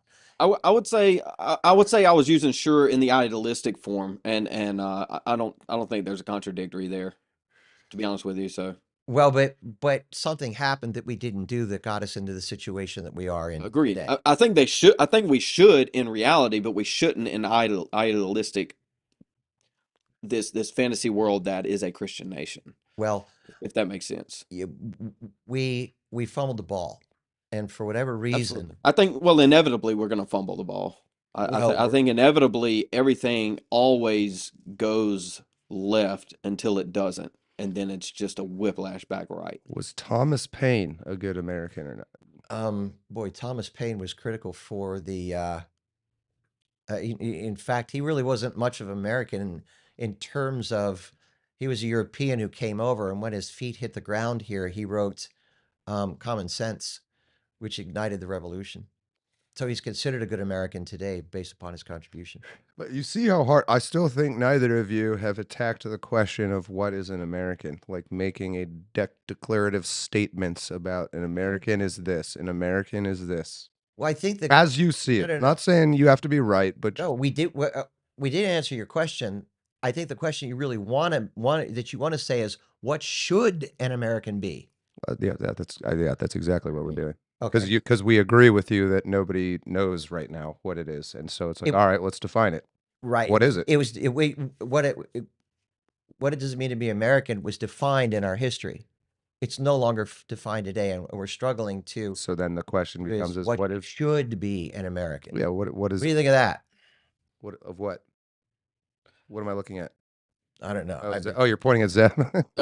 What should be an American? Well, Chuck, we actually already have think- kind of figured out that split as well. So you have like, what is an American? You have a legal definition of an American citizen. Sure. Let me toss this to Chuck real quick. Go ahead. And I'll ask him what he thinks, because this is basically the foundation that I'm gonna move forward with. A lot of people, and I think yourself included, would say that an American can be probably two things: one, citizenship, and the other this universal term of American. And it very much depends on the conversation that's being had. I would like to toss a third one in there and split that other one in half, right? And so I would say you have a paper, which would be an American citizen. You would have a people, which would be a nation, an American that is part of the nation. Mm-hmm. And then I would say a third would be a patriot, which would be a spiritual American, if you will, Right. a mental American. And so, um, I guess the question would be, what do you think about that split? And I haven't really I mean, I have some ideas. I haven't really broken it down further than that. So you have people, paper, and patriot. Well, assuming I some of the obvious stuff, Chuck, like for example, if you went to Japan, you would not become Japanese. You'd still be American. So you don't physically need to be standing in America to be American, but do you need to be born in America? Or do your parents need to be? Is there a certain But point there? America was always about believing in a certain fundamental set of principles. And so, to your point, Zeb, I could see. I think where you and I would agree on this would be you have paper, you have people, but the paper and people of what the ideology is fundamentally defined by the ideology or the principles that the patriot believes in, and that's what's So let me ask you that if patriot. somebody is born in America, has American parents, has American citizenship, but they become a spy for China, They hate America. are they American? Are they a patriot, Zeb? Well, but Chuck, what would you Well, say? definitely not a patriot, and that's the entire purpose of adding the third. I want Chuck They, to they answer would, on this. No, I'm interrupting you, damn okay. it. I'm asserting myself. Chuck, is a spy for China that is ethnically American and on No, paper? he's not an I American. would agree with you. Thank you, Chuck. Yeah, I know. I mean, totally agree. He's Yeah, wouldn't you say that the second he agrees to spy, he's sort it's of done. given up his American card? There was a day in which that guy would have been hung. But you're yeah, so I so agree with this it. is the experiment. Oh my God, I got an ally finally. So this guy is standing there in the woods and he's talking to a Chinese agent, and the agent says, "Will you work with us?" And he says, "Yes." You're done. You're no It's longer just yeah, it's some 100%. abstract quality that even if no one else knows, he's still not in him. Yeah, I think that's a part of it, Zeb. I really do. Zeb, I agree. I agree. It's a part of it. Here's what. And here's Hold on, let me read OGTLT real quick, Zeb, and then hold that thought, Zeb. The Bill of Rights are the enumerated individual rights of the governed, not the delegated rights from the government. Yes, and do you know why you would say that? Where's the foundation that you would say that? Though that concept right there came from Locke in the second treatise on government, and he said that occurs because those rights come because of your creation by God Yeah. that would have come from an Old Testament I think I understanding. really agree with you. It's important to understand where these ideas come 100%. from. But before we get bogged down, like But I just wanted to point that out. what are those ideas? That's what I want to talk about right now. Like, Okay. you don't have to. You can attribute to Locke if you know that. But No, like, but what are the things that make I'm them? going to point this out. But I want to ask Zeb, okay? But you and I can agree that Can we have. I answer? Let me answer that. What does it mean to be a patriot? Well, let me answer the other one. I guess that's kind of the same question. I would say they are still American. I would say they are nationally American. They are a people of America. And if you don't hold that standard, you're going to run into a far too many inconsistencies and contradictions down the line. And so what I mean by that is that I would agree. I would agree that they aren't a patriot. And because of that, they should be labeled traitors. And the question is, what do we do with traitors? Well, you remove their Americanism. And how do we remove Americanism? But to you, that guy in the woods that becomes a spy for China is still American. He's still American. I see. Here's what I could agree with you. Since he was born in America, he needs to be protected by all the fundamental rights that we afford Americans. Well, sure. We're just assuming in this case that we know he's guilty, like Right. the thought experiment. But remember that America was, at the time, but America fundamentally is a set of ideas. Disagree. Strong disagree. How can you strongly disagree? Well, what is it then, Zeb? Yeah. Yeah. Okay, are those ideas applied to South Africa? Ideas applied to Liberia? Ideas applied to basically any other country that's ripped our Constitution, and they can't be But applied. didn't turn out the same way? That's actually that's interesting. Hold on a second. Okay. The America, ideas come from the people. they do come from. He's like, say, if you took the U.S. Constitution and put it in every other country, it would not all turn into the United States. Number one, hold on a second. Okay. But our ideas, South Africa doesn't share all the elements, and that's why they're South Africa and why they're not America. But because other people have copied us, doesn't No, mean it's location. Because the soil matters too.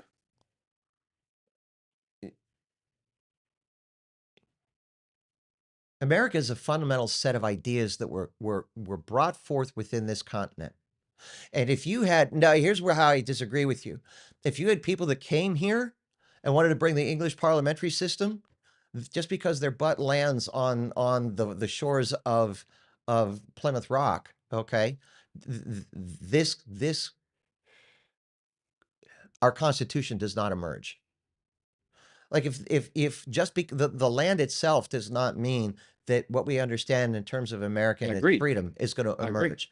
So, you know, those are ideas that came forth on this country. And the reason why we don't want to live in another country is because of the foundational principles of America. Well, I agree. I'm not saying it's only soul. I'm saying it is a people. I'm saying it is a people and a soul. They must be married together. Not just in temporarily, but over time. Well, that's true. Generations. Here's where I think I part agree with you is part of what made America America in terms of our rabid desire for freedom is we had this huge expanse that we could constantly go into and constantly expand and constantly getting there. become. But that land did not bring forth this concept of life, liberty, and the pursuit of happiness. Okay, it wasn't the land that brought that forth. It was But without the land, it ideas. would have never happened. That's true, but without those ideas, you're not going to And get it's the not same something thing. you can just export. I'm not saying you necessarily can export. That's why I would say America's unique identity. Yeah, I'm pretty convinced by that, Chuck, that if you can't export or replicate it, ideas. then We tried. it's Look at the more than Middle East. just ideas. It must be. We can't. We tried to export it. We've been trying to export it for the last 30 years. I understand what you're saying, but what I'm saying is that it's not about land. It's not about land at all. Okay, if you, it is. Here's what I'll agree with you: it's land and ideas together. You can't separate one from the other. Would you say blood and soul? Well, blood and soil? I don't know. That's it's kind of Third Reich. Getting close. Getting close there, Chuck. No, but I didn't say blood and soil. I said land and ideas, and those are two different things. I don't think all people groups can hold the same ideas. I didn't say they could. I said what we are as Americans, we're a combination of those ideas here, but you cannot separate them both. If you just had the land and you didn't have the ideas, you would not have America. If you just had the ideas and you did not have the land, you would not have America. They both. So if West Africa sailed across the ocean and landed in America, yeah, it wouldn't be America. Because the ideas are different, you're saying? Yeah, they can't. The ideas don't exist. That's what I'm saying. I would even hold that they can't exist in a large group platform. What, the ideas? Actually, kind of interesting. Here's where I can agree with you on that. I mean, you can just look at the last 40, 50 years of integration, desegregation.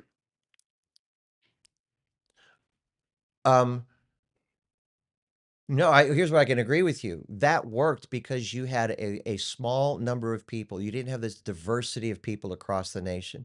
You had a smaller number of people who agreed with the worldview and agreed with the principles.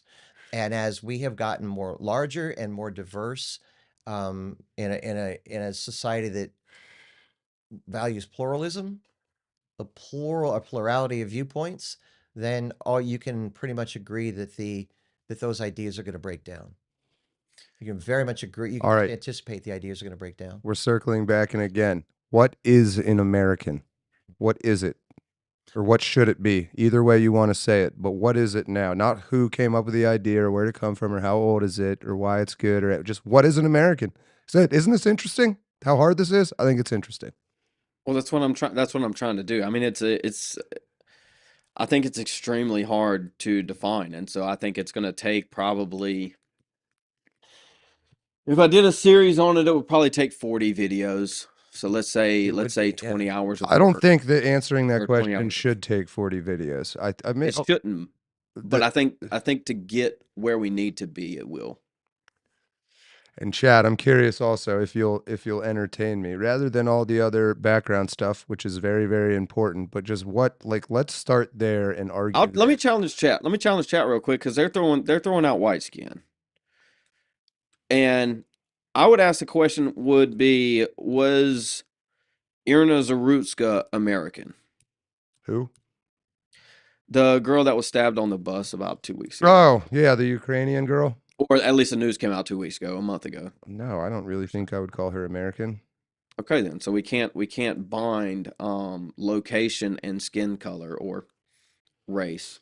Yeah, I Race is think we're a pretty pretty standard convinced that you don't Eastern need to European, but physically be standing in the country to be American. You probably don't even need to be born in it because you could have American parents Well, and be born. you could be born in a German Air Force base. Yeah, or all American kinds Air of Force base things. somewhere. You could be born off of American soil and still be an American. And yet, what would make you an American born on a German Air Force base would be that you had American parents with American culture that, Or like, that you could be your mom could be 6 months pregnant or 7 months pregnant and go on vacation to Canada, and you could be and she could go into labor early, and you would be born on Canadian soil, but you would still be an American.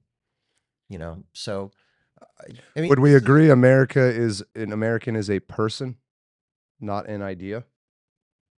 See, I still would agree with. I still would disagree. The idea fundamentally has to be there. It's actually a remarkably simple way of putting it. Is an would agree with American that. a person? I would say it's a person who holds a fundamental set of beliefs. But then, so yes, it's a person. A specific person. Well, we got to start somewhere. So it's a person, not an idea, not Sure. yeah. I would agree. I mean, how the Person fucking else could it be? Fundamental set of. I agree. So, if you ask me what an American, Not trying to be tricky. okay, if you ask me what an American is or what American should be, I'll point back to this original worldview that the framers held that was the backbone of America coming up through the 19th. So what did they say an American should be? As I said, freedom, the right of the individual to Wait, the outcome of their. let's simply take one time. Freedom, like they believe in freedom. That's Well, not only do they believe in freedom, but remember, America's government was set up to protect that freedom, and that freedom was understood. So an American believes in freedom and protects it. And protects it, but that freedom is defined specifically as the right of the individual to determine the outcome of their lives. What makes you an American, Chuck? I would still say that I still hold to the same principles, that same worldview, and I work to protect those same principles. Who's to say somebody in India can't do that? Well, if they want to come here and be hold those ideas there. Why are you even talking about that? Because we have to figure out what it means for us here in this country. You can create these straw men anywhere you want, okay? And I would, if an individual holds those, I would probably look at him and say, he's, for all intents and purposes, he's living an American worldview, but he happens to be an Indian citizen, so he's living in India. Because I think it matters. Because if we lean on the idea that America and American is an idea, then we have to export that anywhere else and apply it to anyone else, right? So if it's an idea that you hold. Real quick, Dr. Tetanus, she was Eastern European, but even 2 years in, she had integrated into our culture with a job and obeying our laws, doing better than she was on her way to integrating. But part of this question, can you become American? You can become an American in one lifetime? Yeah, sure you can. All right, Chuck says yes. Yeah, I mean, I think so. Zeb says no. You don't think so? Mm-mm. You don't think that somebody can come and immigrate into America and become an American? I think they can get citizenship. I think they can be a patriot. I don't think they can be American. I think Zeb's of the belief that you will never like I do think it's helpful to do this in reverse. Well, like Chuck, if I move to Japan, I just use that one a lot because it's so different. But will I ever be fully Japanese? Ever? I think there's a difference, and here's the reason why. To be Japanese, there's an ethnic connotation with that. Within America, we have not, some people want there to be an ethnic connotation to that. Some people. But there have been, but the history of America was opened up to immigration. And those people, Zeb, they came in, the Italians came in, the Jews came in. So what you wouldn't say it was European primarily, though? Well, they were European there, and there were still people who were black. Eventually, let's just go all freaking racist. Can there I mean, ever be an American ethnicity? I Can think there that's a ever fair be an question. American nation? Like, how long would you give it? Well, wait a minute, but I don't even know how quite valid the question. Well, we were talking about, it's interesting that this is a uniquely American problem because every other, you can be ethnically British, you can be ethnically Irish, you can be Scottish even, you can be all the white That- Europeans, you but can we- be all the non-white people, we- everywhere in the world except here. So is there, No, there isn't, and I would say there isn't because that was fundamentally opened up from the very beginning. That we welcomed immigration on every level from anywhere in the world throughout our history. And I don't know that that's true. Wasn't it like white Europeans with good standing or something? Oh, you kidding me? You talking about the freaking when the Irish came over? It was before all that. The original, Well, I don't think they did just let anybody come in originally. well, I don't know for sure. hold on a second. The difference was, well, there were refugee elements from different areas that could make it to the shores of America. The difficulty was, if you're talking about everything up to when we could have ships that could ferry large numbers of people across to America Mhm. that even a peasant could afford. Mhm. Back in the day, if you had to get on a ship and you're going to try to get to America, that was outside of the realm of most people to be able to accomplish. So you're saying it was mostly white Europeans in the early stage of immigration just It was because they're the the only early ones stage who could of immigration. afford it? But let's even go back to the white Europeans of America, because you had the Irish come over and you had the Italians come over. That was Okay. much later, though. But they were still not Americans when they came over. Mhm. But nobody would. Do you know your ethnic heritage, Zeb? Yeah, I'm like 97% English. You're 97% English. Britain. But if anybody was Italian or if any was like third or fourth, I would say 100. I think they skewed it 3%. Yeah. all right. It is what it is. 3% Ashkenaz. But that was even, that's prior to like 1650, 1620. So I mean, to what extent it kind of is a question of, okay, how many generations does it take to create a It's created an nation, Americans. not a country, a nation, a people group. Right. Well, but we're into so many multiple generations that the people Agreed. that came here as immigrants, you would never look at them or their children and say you're not American. I would. I have. You mean like Italian immigrants that came over? Yeah, especially the ones that didn't assimilate until 3 generations later. But if they're still assimilated, and that their children have assimilated. See, I hold to the idea that you can't assimilate. I don't know what to say to that. Well, I think a specific example of that would be, I'm not fully on board with Zeb's thoughts on this, but I think the part I do agree with is that, so again, I go to Japan. I'm always going to, even if I have 500 generations of white kids that all speak perfect Japanese, they're still going to look different. And that other Japanese will treat them differently on first encounter. I mean, they might get to know them and accept them, and that's great. But even if they stayed white, I'm saying, But they would always, like, you know what I mean? So, but America's different from the standpoint of that's because there is a genetic ethnic identity. right, everywhere but America has a genetic identity. 100%. But America. Let me clarify something for somebody in chat real quick. Yeah. Somebody said I won't come out and say that I think only whites can be American. I've done that multiple times. You can find it on Twitter. He's pretty open about that. The question is not that. That's not even the question. The question really is, what else beyond that is there? And I've mentioned a couple of times, there's a FBA organization, which are Foundational Black Americans. I think that's a good place to start. I disagree with them significantly on where they are, but I do think they hold to their own nation. I don't think blacks are African. I don't think Black Americans are African. But I think are they they're their own Americans now? nation. Are they Americans now? I think they are foundational Black Americans. I don't think they're American. I think American itself, adding a qualifier to that negates the point entirely. I agree with that.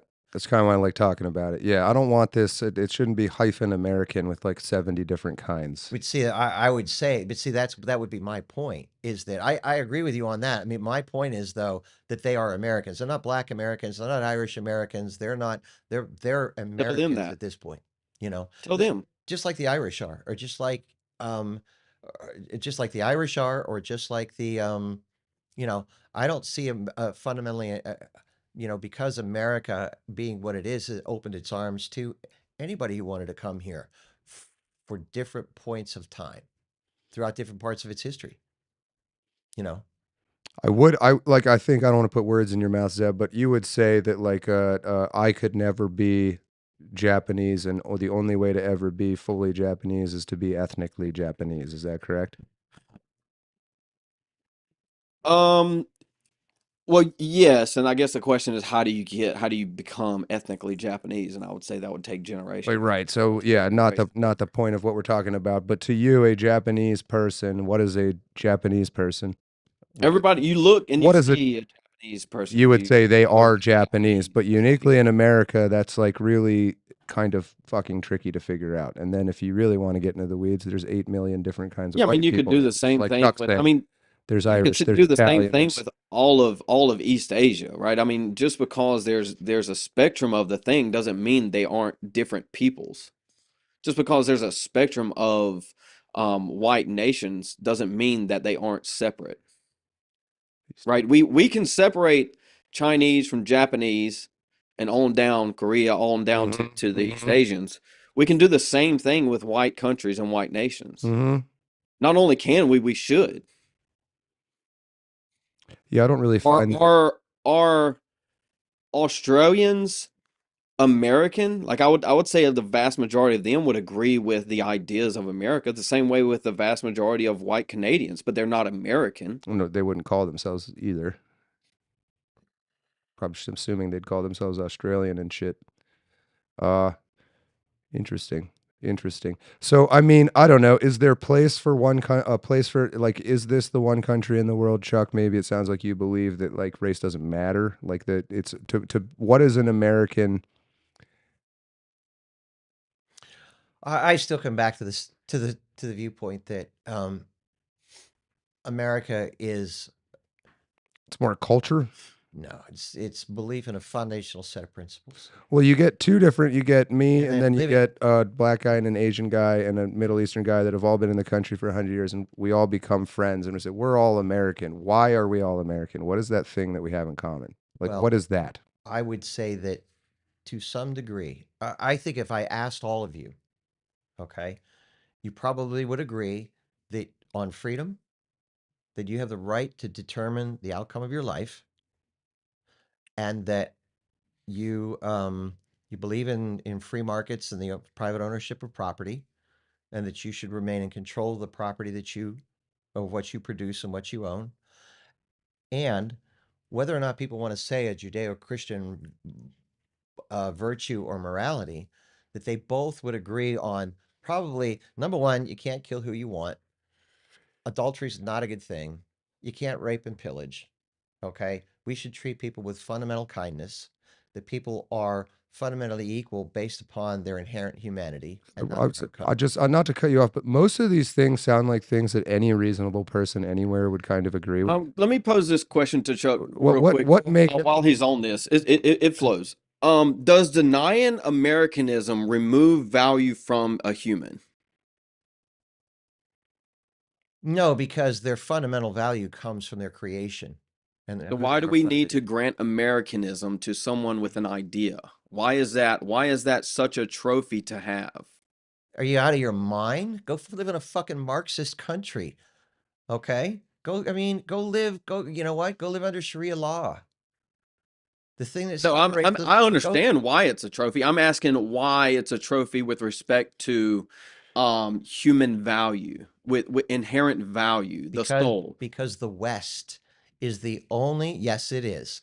No, 100% the it is. soul. Why The it's almost as West if when you is the say only, someone isn't American, you get this look and this response as if I'm denying their humanity. It's like I'm denying their image of God because they're not American, and it's just you simply never not the said that. case. I never said that, and don't I'm put those not. It's words in not my you. mouth. he's It's just just saying in in general. general across the General. Right. board. Yeah, but that's actually really interesting. That is how Well, they react, okay, isn't it? but my point is, because Zeb, because this concept of people having the human being having the inherent value that we give the human being that came through Europe with Western human rights that came to a pinnacle within America. Okay?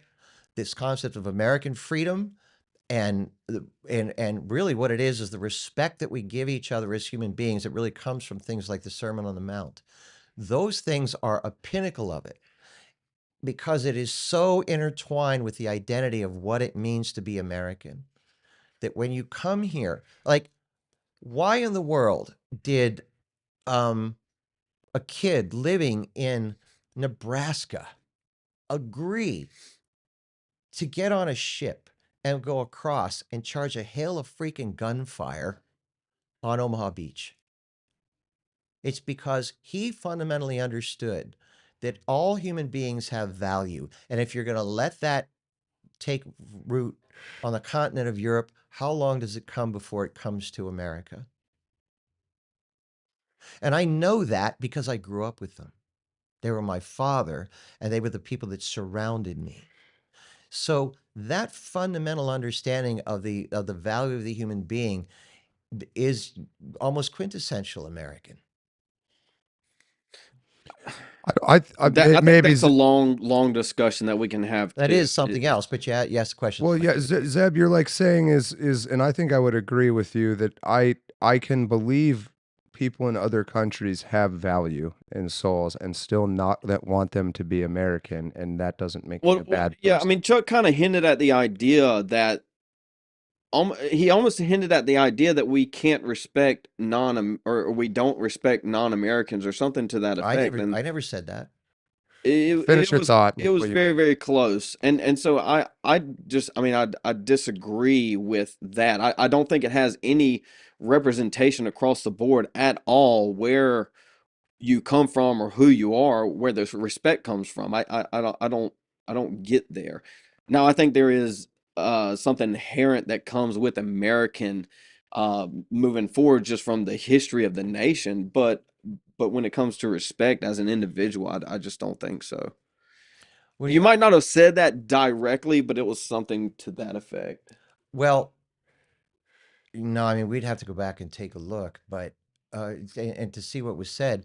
But what you can do is you can make a huge distinction between somebody who holds a Marxist worldview, like literally holds a Marxist worldview, and what they did to humanity, and between somebody who literally wants to live under Sharia law or wants you to live under Sharia law.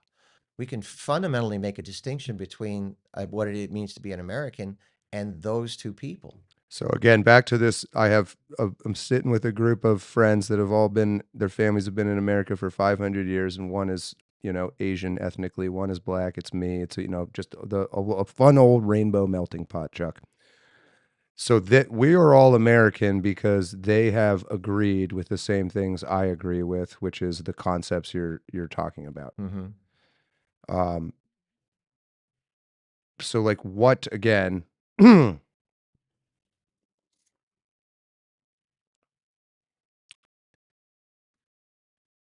you would say they're as American as I am. Those people who agree with those principles? Yeah. Yeah. I would say, how do you filter that? Well, yeah, I guess Zeb, what is your problem with those guys being labeled as American? What the problem is, I can just say that I am the thing, and then you accept. Well, so you can't know if someone's lying or not. You can't know that. You're going to accept that they're going to live consistently within those values. But Zeb, say you have to accept. Say you could know that they really did believe what you believed. Would you accept them in those circumstances? They would be a patriot. I'm not saying they couldn't live in the country. I'm not even. You would saying still not call that an American, though. No, I mean, it's fundamentally not an American. If we define American as a people, right, this is why we have to separate it. There's an ideological basis for Americanism. I don't deny that, and I think Chuck's kind of hit on that pretty hard. I would agree with that. What I deny is that is the sole foundation for what makes an American. Right, I think we can both agree that that's separate from a citizenship, right? I guess here's the question is, I can burn the Constitution and my citizenship, my passport. I'm still an American. But see, you and I, You could turn the entire country over to Russia. America could not exist, and I would still be American. That's what I'm getting at. yeah, because you hold on to those values and you live consistently with those values. You can be a citizen of the United States No, no, no, no, no, no, no, and still burn the Constitution, but you've Yeah, given up on the like Zeb, principles you that would made you if America. that's actually interesting. America ceases to exist, you would still be Mhm. American, which sounds true to me. I would agree with that statement just on surface level. What is it that makes you still an American, though? Exactly. Ethnicity. It's an ethnic aspect. No, You can I maintain your totally ideas no, and the country change, and even the country maintain those ideas. but your ethnicity your ethnicity makes no guarantee that you're going to hold those. Yeah, I mean, if so, I agree with that, and there's this the is whole why I meme have to about separate 'em. But there's a see- whole I agree with meme that. about that trannies' skeletons will get dug up and the future scientists will know what gender they were. If somebody finds your dead body and DNA tests it, they'll go, look, a British guy. Possibly. It Possibly. depends. They won't go, oh, look, an American. They no, they They may. There is no gene that is going to tell you if that person is American or not. Well, I mean, you so- could do the same thing to some nations. No, I think in there is a Africa gene for and pretty much everywhere else. Well, you'd be able to tell like they were African though, but any well, of you us, would be able to tell through nutrition and growth and what they ate and stuff like that. But it is a biological definer. your biological definition is British.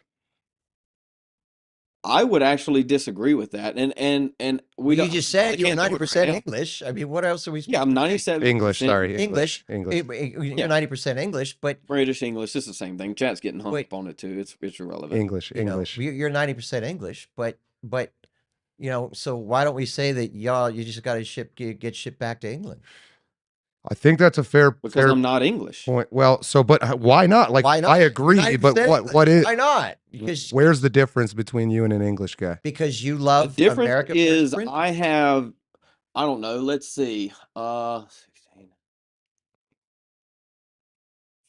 14, 15 generations of my family's here. Like how far back do you want to go is kind of the I mean, question. genetically. Well, that's the question that I had for you because I said to you, could an Italian eventually become an American? You're like, no, an immigrant. No, they can't. But it I really think does. that's a fair Generationally, hole I in your can. argument, Zeb. No, Like generationally, your I can. family was British or English, Was and now you're American. How did that happen? Yeah, how I did would that say happen? there's nothing tying them to the country itself, to the soil. Which They Britain? come over here and it's essentially freeloading off of the work of generations of men that came before me.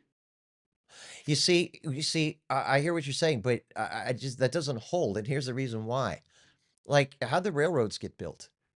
You know what? The Irish didn't come over here and freeload off a railroad system. The Irish came over here and they were Irish track layers. They were Where the are the ones, Irish ones that, railroads? what's that? Where are the Irish railroads? You know, it's the Irish who their labor built the railroads. Okay, They didn't yes, it build the did. thing. It's like What do you saying mean they didn't build the thing? Elon's workers got us to Mars if he ever gets to Oh my Mars. No, God! All right. Oh, you got to Elon. be kidding. Well, you know, I think sure as it's hell fun. didn't get him. You know, who It's like sure as hell saying didn't get it's him. like saying Elon didn't. Elon wouldn't have done a shit. He wouldn't. You know what Elon wouldn't have done? He wouldn't have designed a rocket. He wouldn't have built the rocket. He wouldn't have done all the engineering on it. Elon wouldn't have done Might be anything. true, Zeb. That might be true. But I want Zeb. I want an answer from you on. At one time, your family was not American; they were English, and now you're very much American. I agree with both of those. How did that happen? Yes. How did that happen? And why can it only happen we for can start you with and not? the Revolutionary War. We can go to the Civil War, regardless of what side you fought on. I think they were largely fighting for something similar. So your family became ethnically American during the it's Revolutionary like, War? how do you become a Marine? I think there's a parallel there. How do you become a Marine? Well, you I go agree. to boot camp, you go through struggles with other This is other good.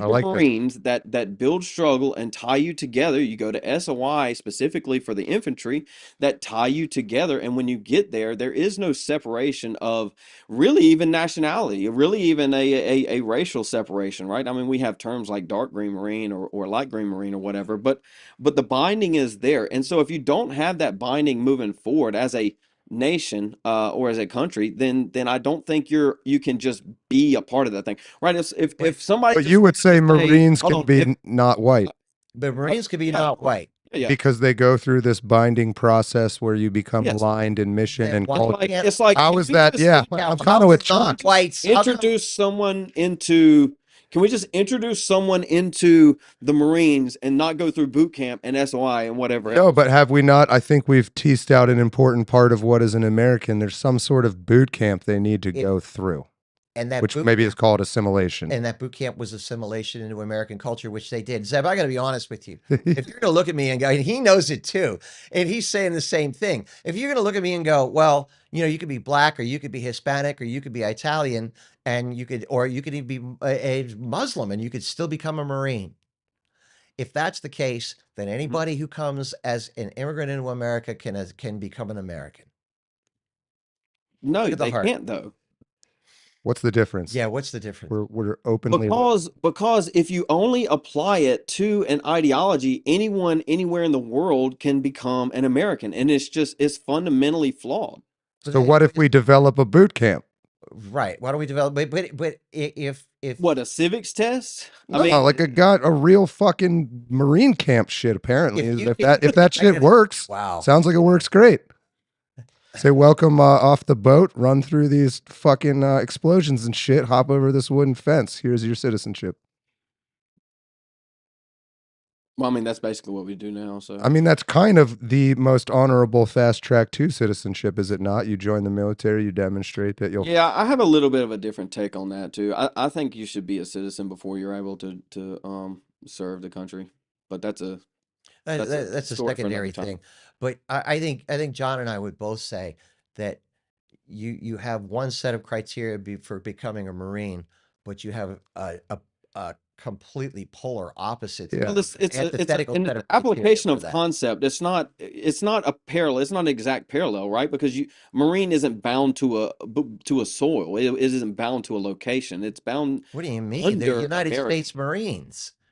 What do you mean? They're United States Marines. They're bound to America. The United States Marines don't serve in you know, they don't serve for the Jordanian government. They're all, you know, the United States Marine is bound to the soil. I They're mean, bound to I America. guess you're not getting the concept. I guess is the problem. I don't. What I'm saying is there's a necessary binding that requires to be American, and I think that Just like there is a Marine. like I said, I think foundational Black Americans, the FBA, people that associate themselves with that, I think Black Americans are a nation unto themselves. Would you disagree with that? If they want to be, then I would say they are. I don't even think it's a wannabe thing. Well, don't you have to choose to go join the Marines? Like it's a choice. Yeah, but this is beyond the concept that I was trying to apply. What do you mean? It's an abstract concept that I'm extracting solely for the application of a binding mechanism for moving forward as an American. It's irrelevant of soil, or it's beyond this application of choice. It's a singular concept that I'm trying to apply as indoctrination, if you want to call it that. You don't think somewhere between British patriots in your I don't know why I keep saying that. English patriots in your family who fought in the War of the Roses or something, and then your American patriot family who fought in it. You don't think somewhere in there was a choice of like, I am now American more than British? You think it just kind of like one day they woke up and Well, they moved over here and they built it. so that was a choice? No, Sure. I'm just But they were still English until America was created. I'm But see, this is the problem. We're trying to apply a standard from yesteryear to today, and I don't think we can do that. It's this time aspect, just like we were talking about earlier. It's a time aspect that must be taken into account. We can't simply apply what the founder said of free white Americans of good character. I think it was sufficient for the time. I don't think it's sufficient now, which is why I want to go into detail and well, yeah, define we this. all agree And with I'm that. Yeah, that's why and we're I think talking. and I think I mean I want to get as much input as I can, and I want to be as honest as I can with it too. So I mean, I appreciate the conversation. I'm probably going to reference it later, but I fundamentally disagree that there is no ethnic or biological aspect to Americanism or American and this will as a kind of have to be singular. the final thought because we're running out of time here. I know Anderson Cooper's going on next, as everybody likes to say. The ethnic part is tough because you can't measure it. Like I agree. you can point to an ethnic thing and measure it, and it would say that you're English. I would say, I mean, I But would you even can't. say, If it's an ethnicity, it must be measurable. I would argue.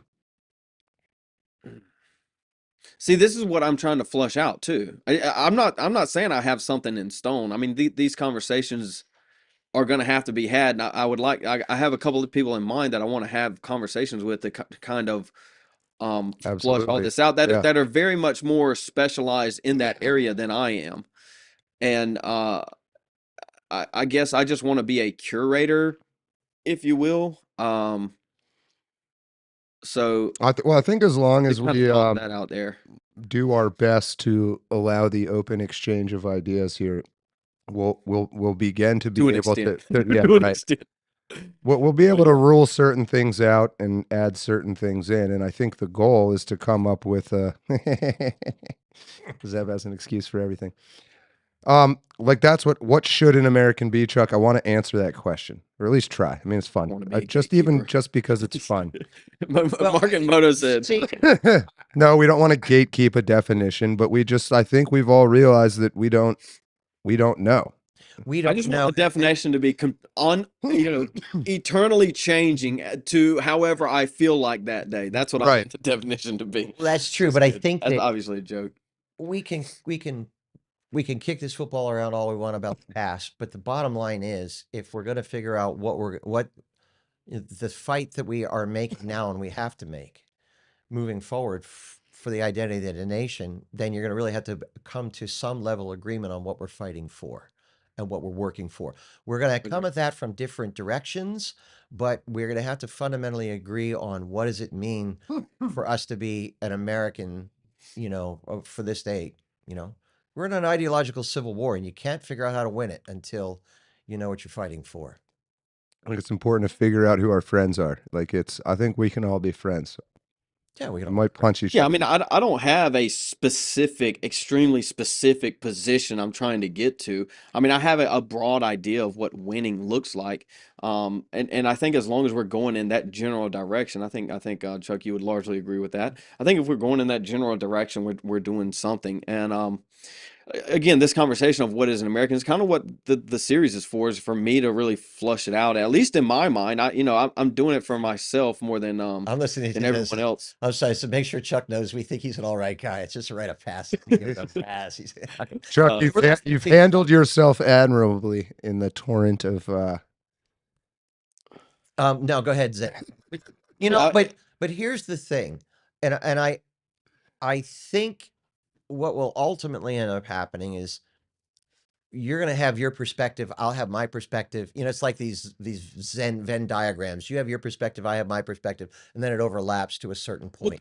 Well, I want to factor that in actually. I do want to factor that in. And how Find where the overlap is, and to see what we can do to motivate as many people to move forward. And if people go, "Hey, man, I like Zeb. I want to get great," and they're like, "Hey, I like where this guy's coming from." But the most important thing is that people have to understand that they have to they have to get involved, because it was Plato said, being ruled by tyrants is the price good people pay for being ignorant about public affairs. mm-hmm. And it's really so. Mm-hmm. But being able to find out what we can agree on and where we can go, and and how we come at different points to try to get to a common ground is the most important part. Like dropping Yeah, every day. I think so. And I'm gonna try to factor that in as much as I can. It'll essentially look like a 3 point, three major points, multiple minor points underneath that, and then a spectrum of that. I don't think a checklist is sufficient. I think it's going to be more of a spectrum, which would allow Right. for that overlap to happen. It is, but it's going to be difficult because For there sure. isn't going to be because like I said, having my grandparents came through the Depression, and I spent a lot of time with them. My father was a World War II vet. I cannot convey strongly enough the fundamental agreement that people had on the principles that made America and the vision for the nation, and how everybody worked together for that. Today, everybody's going to have their own concept of what that means, even within the conservative umbrella, if you want to put it that way, or the people who are concerned about America. It's going to be hard to find, I think, a consensus that moves towards in a coordinated fashion. You're probably going to have your own different communities working together, hopefully trying to get somewhere close to the same goal. Patrick Yeah. Miller says, let's just take a shower together. Gay! Yeah. Oh, I had a joke. I'm gonna save it. You're all, you know what, I'm gonna dude? save it. Yeah, Patrick, you'll be on your own. I'm gonna Okay, save it. yes, you can. On that note, we went a little bit long today. It's a good discussion, Chuck. I hope you'll be willing to come back and battle some more. I don't mind the battle if you guys don't mind the battle. You'll win these young bastards over. So I would like to. Chuck, are you going to go on a rant right when I said we're wrapping? I enjoy it. I enjoy it. That's what I'm here for, Chad. Wrap I'll it, have you to can figure wrap that it. out. No, I'm I just would giving say- a shit now. Well, no, hold on a second. I just want to throw this out there. Okay. Final thoughts. My final thought is, people, none of us, and I put myself in this camp until I went to graduate school and did my own study. None of us knows how unique this culture is and where it comes from and how fragile it is. And I think understanding what those foundations truly are is critical to be able to move forward. And I'd like to be able to educate about those foundations for people. I think that's good. Chuck Mason on YouTube, starting to make new content again. Go check him out, and I think we will see him back on 3CC. Zeb? Yeah, dude. Much love for Chuck. I enjoy these conversations. I know it gets a little tense sometimes, but I enjoy it. I think that it's necessary moving forward. I would rather just agree across the board, but it's just simply not going to happen. And so that's, like I said, I think that's kind of where I want to go with the series. I've just started. I have no end goal necessarily. I want to kind of flush that out. Trekadeka, hi bye. Rebecca, hi bye.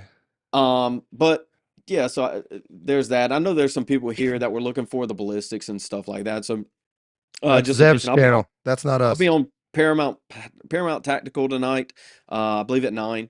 So y'all can go check out his channel, Paramount Tactical. And I think we're gonna try and I don't know what that's gonna look like, but I think it'll be a good conversation. I had a phone call with him for a few minutes, and seems like a pretty solid dude. So we'll see where that conversation goes. And yeah, I mean, I'm excited across the board. So John, Find thanks for having Zeb me. on YouTube. On his channel is Outside the Overton, blowing up now, over 40,000. He is the ballistics guy, and he always will be. And there's nothing he can do about it. It's a ballistics. Look at this face, and then It happens, man. It ballistics, happens. ballistics. Associate it. Dude, I had a crash. I had like an Alex Jones level 2 crash out, level 3 crash out the other day on stream. So I'll take Level I'll take 3, a few man. minutes. Holy Yeah, dude, it was level 3 Holy Alex Jones shit. crash out. A Not level- quite level 5, but we were level 3. You need to get some sleep, buddy. But you're doing good work. If you're into such things, please go check out Zeb's channel. Chat. Patrick Miller taking showers. Linda Love, good to see you. Sass Easy IO. Addercop 47. Dutch Fornick. Excuse me, I'm dying. Laughing Dog. Always good to see you, and thanks for the memberships. If you got a membership, say thank you to Laughing Dog. OGTLT. Vacranhart, always good to see you. Jerry Singleton. Roswell's Cat and Conspiracy and Gaming and Bunker. It's a hell of a name. That was Close 667. Always good to see you. Great name also. Markets and Moto. Remember, the blue badges are year-long members. Yellow is 6 months. White is brand new.